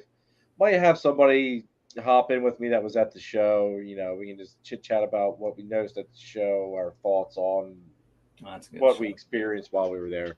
You know, kind of shoot from the hip. The darker side of the project, really, for Desert Ghost, but this is a black head GHI. Dude, that's freaking nuts. Female, yeah, it's super dark. I don't know what Desert Ghost is really going to bring to the table with this, unless I get some other genetics in with it, right? That'll brighten things up. Maybe the dude, I'd make that thing darker, dude. Oh my god. Well, yeah, but Desert Ghost, it's already going to enhance your darkness, but like you need some contrast in there. The belly is super dirty too. It's so cool. It's almost like newspaper gray. It's super dark. But then I have something that should enhance this a little bit, which is Chad's kind of favorite from last year, which is the pastel version of this that I can go get. But she's pretty cool too. I like that, dude. I would try to make that thing a little bit darker because DG's just going to make those blacks even better, like you said. But excuse me, everybody. So this is the pastel version of Blackhead, GHI, pastel, and then Het Desert Ghost. So obviously the pastel is gonna. That's nuts on hell of it. That's a night and day, completely different freaking animal just because of pastel in it. Yeah, and that's and when the DG version, the visual version, kind of eventually happens, all that yellow is going to be super bright. There's not going to be much of this like busyness and kind of dirtiness to it. It's going to clean up like crazy. So you're going to get like the nice pattern distribution, and then the tones as well, the yellows and the kind of those rich yellows that come up in the flames as well. You can kind of see when I tilt her. A lot of yellow in the blushing and stuff like that too. So she's beautiful. A lot of these girls are that black one kind of growing up and getting big. The double het stuff that I have is kind of simple, right? Like you can see a GHI is a GHI double het and a pastel GHI, and I still have a super pastel GHI double het male, Desert Ghost clown male, that I've had for sale since he was born, but just because he's super pastel, I guess he hasn't moved at all. But wow. Yeah, so I'm probably gonna keep him, but let's see what else I have in here that's not in shed. I know GHI is one thing that I need to move into my Xanthic projects yet too. There's probably going to be one thing that the one pickup I've got from John and Christine that you guys haven't seen yet. Video is coming. It's already made. It's sitting in the vault. But definitely going to help get that GHI game stacked up in Xanthic. So this one here is another dark kind of path that I'm taking. It's a GHI Leopard Phantom Het Desert Ghost female. Oh. Okay. Yeah. So I love like Chris from Ball Pythons 101, he's kind of works like a lot of like Leopard Phantom and GHI stuff, and like kind of I was like, I got to take that route and go Desert Ghost with it eventually. But it's a really nice pattern distribution. A lot of you get a lot of the gaps in between the alien heads, the visual patterning from the GHI and Leopard kind of mixing with the darkness from the Phantom and the GHI together. And I believe I don't have the Leopard in it, but I have a pastel GHI, or no, it's just a GHI Phantom, I think, female, but she's tiny. She's little yet, and she's just growing up. But that's also Het Desert Ghost. But I like the dark kind of pattern combination for Desert Ghost. I just think something else has to come in, whether it's yellow belly to enrich the flame tones, or something even more to maybe like calico or something to break up some more of the patterning and stuff, or go too dark, you're gonna miss out on the Desert Ghost. It's gonna be hard to identify, but I'll have to send you a picture of what I got from John and Christine. You probably already know you might know what it is already too. But that definitely Yeah, there's one thing that I have that it's definitely makes it pop tremendously. Dude, having GHI isn't the problem. I've got plenty of GHI here. I've just got to free up an exanthic female to throw GHI into, because all my females are tied up with other higher end projects than just worrying about getting something like GHI in. So this is like kind of a contrast to this one here. This is a GHI Leopard Fire Het Desert Ghost female from the season before. So she's been paired to the Spot Nose NG Desert Ghost male that I have to try and further, obviously, cleaning things up, brightening things up. But yeah, GHI Leopard Fire Het Desert Ghost, and then the GHI Leopard Phantom Het Desert Ghost. Kind of a nice female. Fire brightens that up.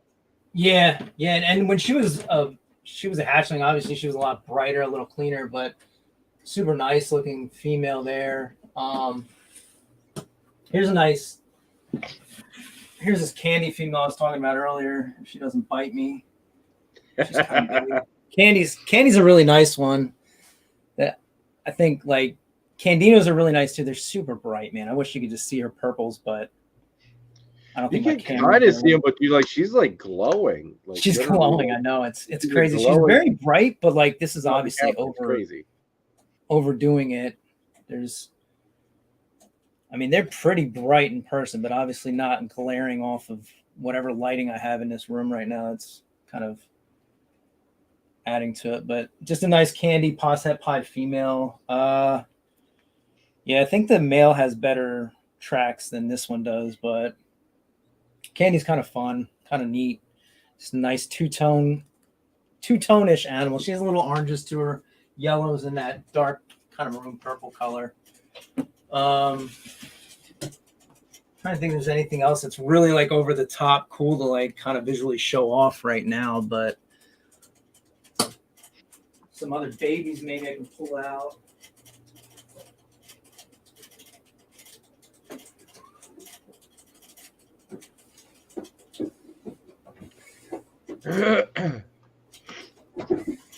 Charlie's over here. He says, "Say it again, Candy." Candy. Yeah, Charlie's got some killer candies projects going right now. So this is a piebald male. I want to bring this out because the male piebald that I originally purchased, I was shown like 6 clutches from the guy that I purchased it from. He had the female with too, but they were all like high white. Every single baby was a high white, kind of like middle to high white. This guy's kind of more, I wouldn't even say middle, but they were really bright orange, really nice kind of thing. And so I made double hets, just normals. And then finally they made some babies. This male is going to be paired with some stuff this year, probably, but it just seems to like go genetically like this high orange, high white kind of animal, which is kind of cool because the original male and female were both imports to this guy. So I don't dispute, whether the pattern can be random, but I also can't dispute what he showed me and what I've produced. These oranges are a little bit like deeper actually than what they're showing up. They're showing up kind of bright, but the saddles are, even at like, I think he's closing in on a year and a half. Like he's, oh damn, he looks really good at that. Yeah, and then like I got some females from last year that I could show real quick, or at least one of them. I think the other's in shed, but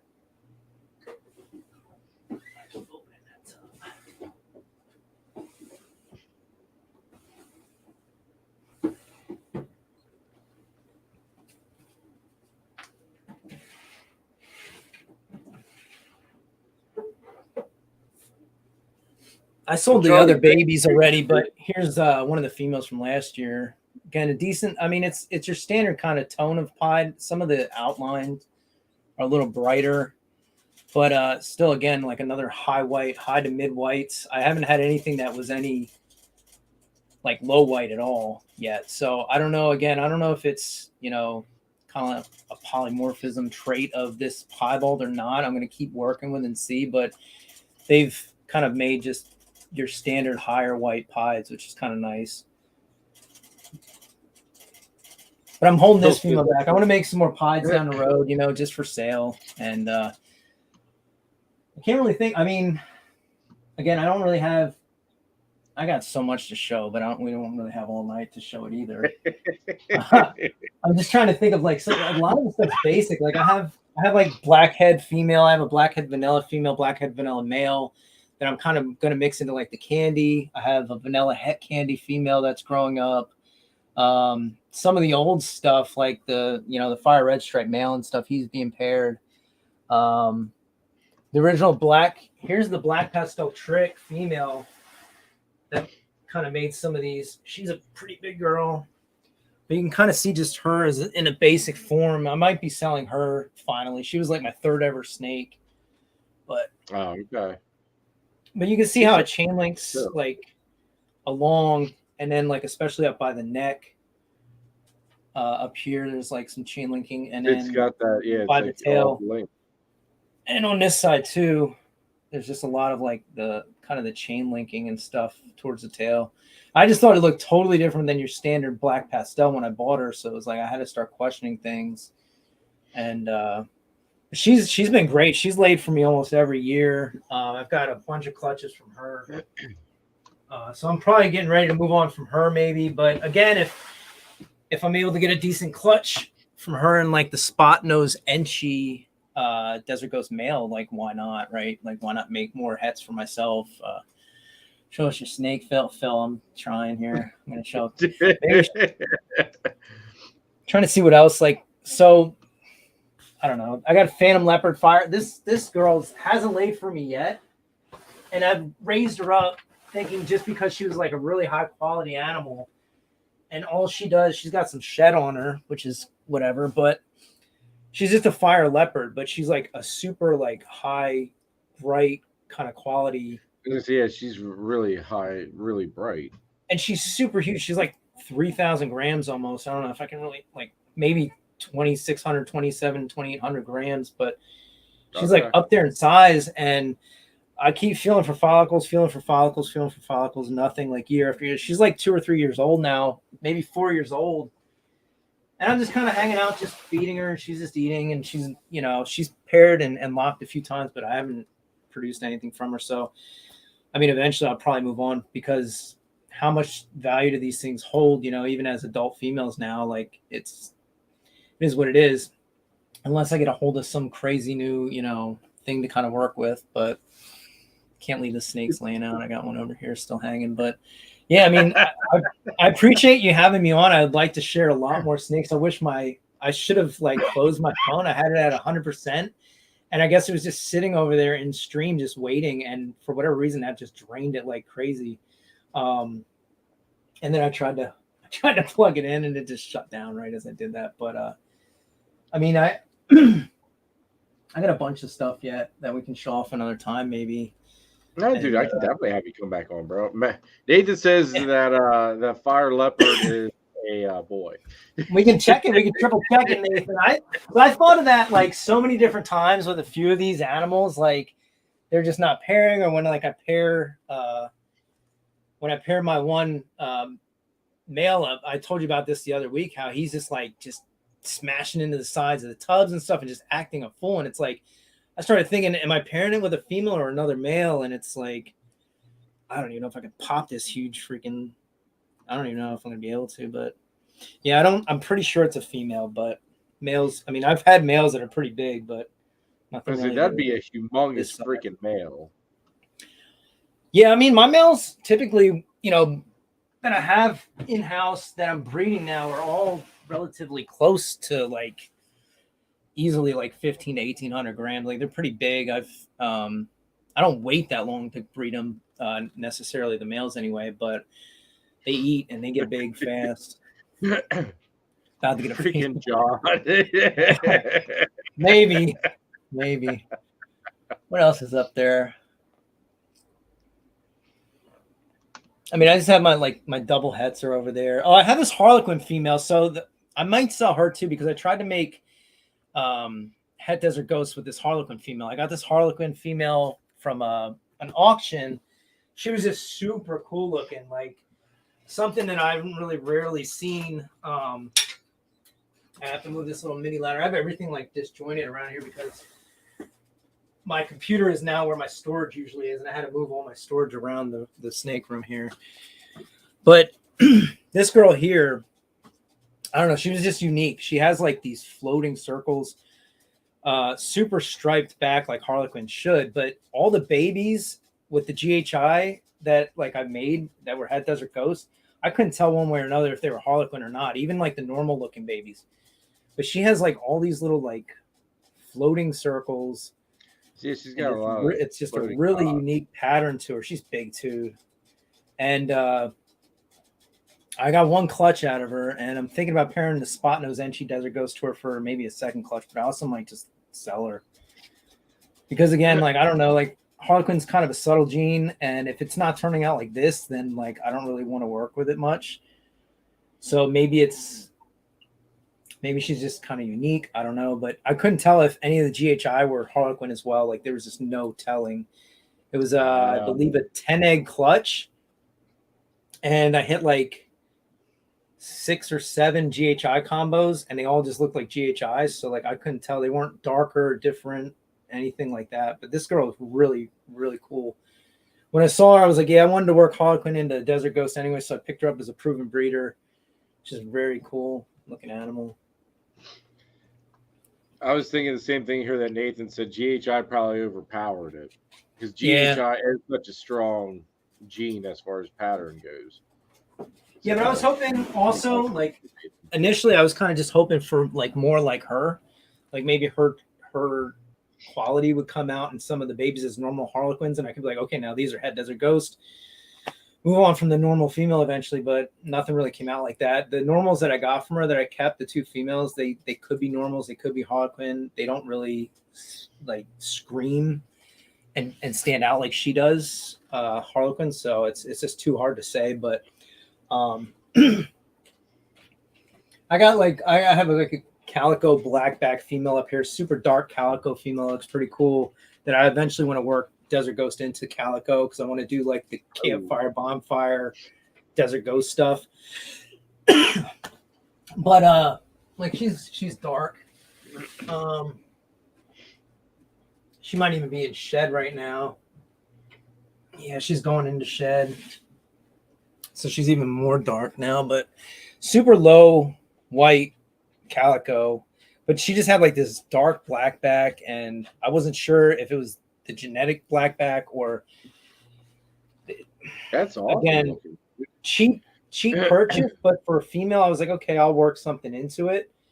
You can't really see it now, but these sides, like in amongst this little bit of white, there's like these bluish tones, like purplish kind of like dark, like really cool, like little tones within that. But she stood out. I picked her up. I grew her up. Nothing crazy, but eventually I'm going to try and just work the calico Desert Ghost stuff. But it's like at this point, I'm kind of like, I was already talking to, I can't think of his name, but Bane of My Exotics. He had a Desert Ghost calico Orange Dream kind of clutch, but it was only 4 eggs or something like that. So I don't know what he kept or what he hatched out of it. But I was looking at possibly just moving on and getting like a male from him if he hit like an Orange Dream calico Desert Ghost or Het Desert Ghost or whatever, to move that project forward, because it's just like that was an impulse cheap buy that I was like, okay, I'll do something with it. And I'm sticking it out for now because it's just another female. But, you know, you got to kind of play those cards too, I guess, to kind of stretch your incomplete dominant, you know, projects and stuff. But, yeah, I don't really have, like we said earlier, just, you know, planning, making sure everything's kind of got a purpose and that you've got a plan for it. Yeah, Chris says about chocolate. I got a pastel chocolate hypo Het Desert Ghost female, and that was the one that laid late and had that issue clutch or whatever. I definitely like chocolate with like, I want to get spot nose chocolate, Het Clown, Het Desert Ghost. I want to kind of get a whole Dark Knight kind of Desert Ghost hypo clown project going. That's a really long-term project that I'm really far behind on. So it's going to be a little while unless I find the right animal to kind of just leapfrog that project. But that's a project I really want to work on. Is the Dark Knight, Desert Ghost Hypo stuff. But I got some visual clown stuff I could quickly show. Just 2 females I picked up, I believe last year sometime. One from I did a trade with John and Christine there with my pastel GHI Desert Ghost male for this really nice mahogany clown female, and then I picked up another steal at a show. Like that's the other thing. Like I go to shows and I try to find like really cool quality animals at certain prices, but I found this fire clown female that probably has red stripe or yellow belly or maybe both in. Nice.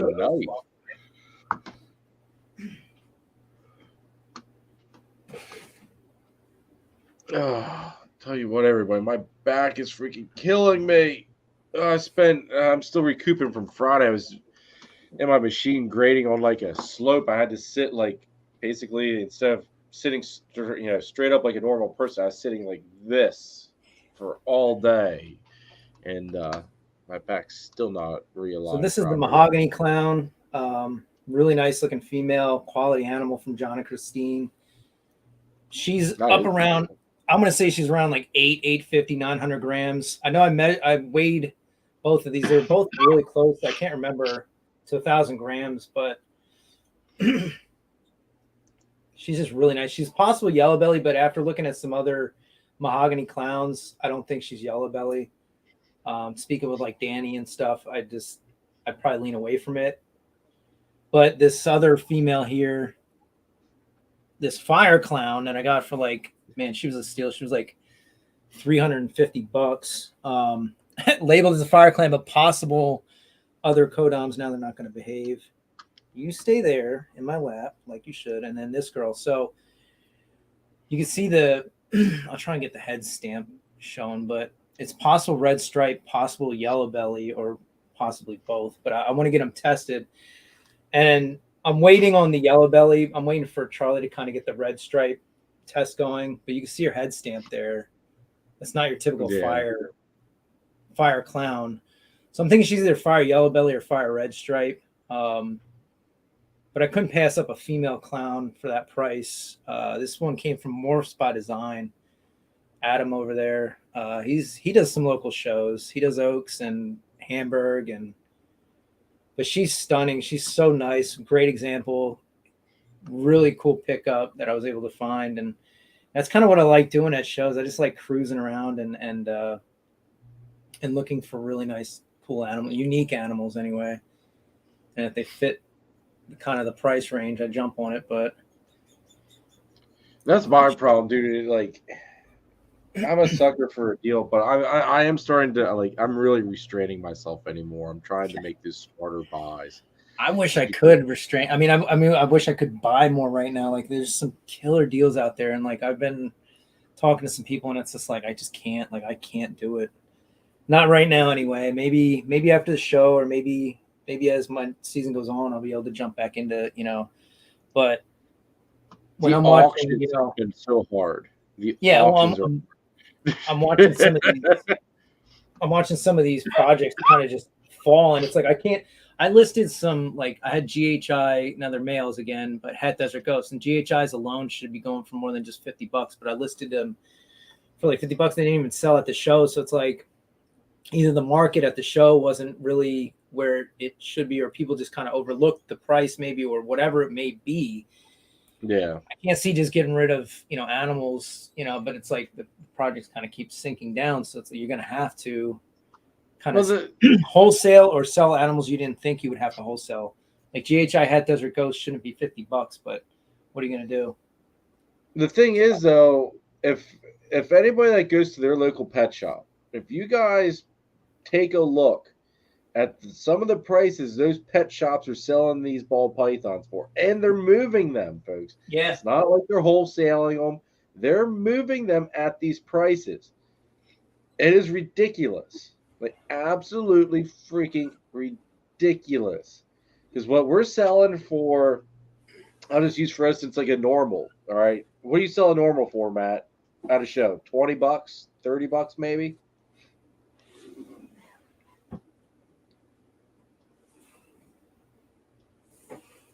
Can you hear me?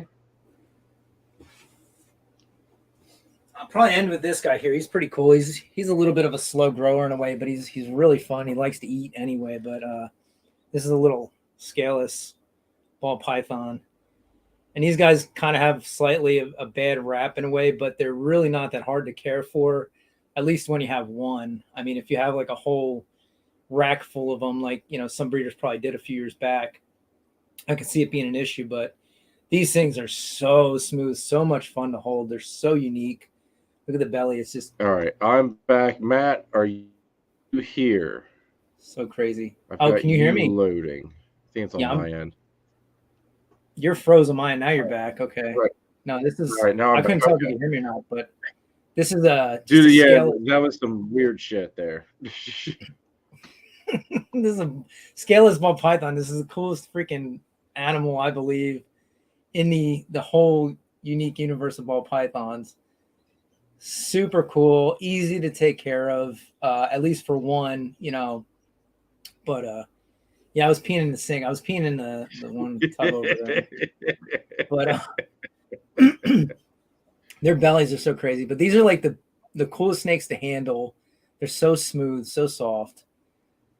They like to eat. They just don't eat like really large meals or whatever. But like he's eating frozen thawed weaned rats, like But just so unique and so much fun.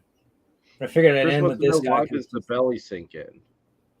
Yeah, it's missing those normal kind of plates, but those plate scales on the bottom. So if my phone my webcam would focus up here. Maybe back here. No. I know it's doing some weird focus stuff, but yeah, they're just really, I don't know, they're cool. I might bring this with just for fun, just for people that haven't held one before to kind of see in person. That's nice, dude. Gonna focus? No, it's not gonna focus now. We had a good back and forth with the focusing there. It's kind of doing it, but it wants to focus on me instead of it's going focusing on your face. Yeah. But yeah, I mean, some of these prices that I'm seeing at pet shops, like normals for like $100 at a pet shop, and it's like, here we are at shows like trying to move, like having a hard time moving them at like $20 and $30 and stuff like that. It's like, if pet shops are getting these prices, why are we selling ourselves so freaking short on some of this stuff? That's gutted. Yeah, I don't, and I've seen some like stupid, like lesser something like, and they're selling it for like $600, and it's like, well, that's gonna sit there a while, and then it's not there, and it's like, holy crap, somebody bought that thing or whatever. But there's always a market somewhere, and you just got to get them into the right house, I guess, right? Like we have to kind of get them into the shows, and that's why I don't mind seeing the kids there, because it's like eventually those kids are gonna want to buy something, but exactly. Yeah, this thing's so crazy. Chris says Petco's got them for $69.99. So yeah, because they bought them for freaking $29.99. I was gonna say, but Chris, you gotta remember those are fancy ball pythons. They're not just normals; they're fancy. They're fancies. They're fancy, half-fed, animals. The ones up near me, anyway. It's like I see some of them. It's like, man, you got to throw some rats in there. It's like. Animals look like they've never had a meal yet, but some of them probably never did have a meal. Yeah, no, yeah. Well, dude, it's just shy. I know it's getting up there. It's late. I know, and I wish I had more time to showcase over there, like we planned, but it's all good. We had good conversation. I appreciate you having me on, and thanks for reaching out. Obviously, again, it was really fun. So I'll have to look forward to possibly jumping on some other lives or whatever with some other breeders, and maybe answer some other questions and showcase some other animals for sure. But I'll look forward to seeing you on Friday. Hell yeah, dude. I'm looking forward to it. Everybody, don't forget Gettysburg Reptile Expo LLC, November 11th, this Saturday. Be there. You're gonna get to see this guy. I had to remember which way I had to move the finger Dude, there. I'm like over here trying to show this. That it's like, nope. No.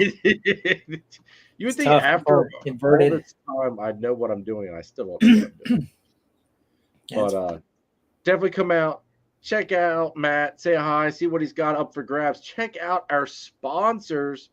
That basically all of them are at the show, and one of them is the show. So come out, say hi, let them know you heard about the show from me. Greatly appreciate all the love and support, everybody. Thank you very much for tuning in tonight. If you're new, make sure you smash that subscribe button, please. Greatly appreciate all the love and support. Hit that like button as well. And make sure you guys hit that notification bell. Like I said earlier, this week's video is, for once I know what it is, folks. It is going to be showcasing what I'm going to be having at the Gettysburg Reptile Expo LLC. And what doesn't sell there will be with me at Bloomsburg. There's some really nice ball pythons. There's some proven breeder stuff. There's the last jungle carpet python as well, which is in shed currently. It was in shed during the video when we filmed it because we just filmed it yesterday. So it's very, very, very current. And that carpet should be all shed out for the show. So he's going to be looking stunning, I'm hoping. I have no doubt in that because all the other babies from that clutch have been out of this freaking world. So make sure you guys check out that video. Come out, say hi. Feel free to reach out to me if any of these animals interest you. Check out this guy. See, I did it again. Check out this guy's Morph Market and everything. Also, he's got a YouTube channel, guys. All of Matt's links are in the description down below. All the sponsors' links are in the description down below. Yes, everybody, do not miss the bird food video, please. Yeah, I think we're all going to have bird food for that show. But, yeah, the YouTube stuff, man, it's a lot of old videos on there that you can probably learn something from, but a lot that were deleted. And I do have a YouTube channel, and I would appreciate subscribers, but I don't really make content on there much more anymore. So we'll see. We'll see what the future holds. They changed that whole subscriber count to 500 to be monetized, so you may as well take advantage of it. I might have to now, I guess. Yeah. When I hit 500, they had just changed it up to like 1,000. It's like, okay, I just hit 500. That's crazy. Why do I have to now, like, you know? And it's just, it was a grind that I no longer desire to go through. But it is a grind. I enjoyed it. There have been moments where I've asked myself, why do I do this to myself? But at the end of the night, it's because I enjoy, the lives. I enjoy sitting down talking with people that share common interests, and it's what keeps me going. I enjoy it. That's all there is to it. Yeah, you're in a different space now with YouTube too. Now with a lot of the podcasts, we didn't really do much of that back then. Like there was maybe one or two lives of auctioning off something of Miguel's, right? Like at first it was like, oh, Miguel's got a live, and they're doing an auction. Let's get on there and see what he has. But like beside that, there weren't many lives at all. And so, yeah, it's a different world now on YouTube, but I appreciate you having me. Really do. So I'll look forward to seeing you on Friday and have a good show Saturday. So hell yeah, dude. And everybody, thank you so much for tuning in. Greatly appreciate all the love and support. As I said before, I will be on Sunday. It's going to be a solo live. I'm going to try to wrangle. Maybe we'll wrangle Matt back into coming on. Maybe we'll get Nathan come back on. Maybe we'll poke and wake Chris up from balls deep, and maybe he'll, come to enough where he could jump on or something. We'll just kind of do like a show overview, some of our thoughts and all that good stuff. We'll see. But either way, Sunday we will be here. It's gonna be an interesting weekend. I'm looking forward to it. I'm excited. Come out, say hi. I'm gonna have some new hats up for grabs, folks. To come out and buy a hat. Got some shirts left over. Buy some shirts. Yeah. If you're not gonna be out at the show, always hit me up. Instagram. Shoot me a message. Let me know your size. Hopefully I've got it because I do need to make a new order here at some point. But I've got some merch here that I can need to ship out and move. So let me know. And basically shirts I figured are $30 shipped. So let me know. Hit me up. And Matt, again, bro, thanks again. Just hang on here 1 second while we end this. But catch you next time, everybody. Later.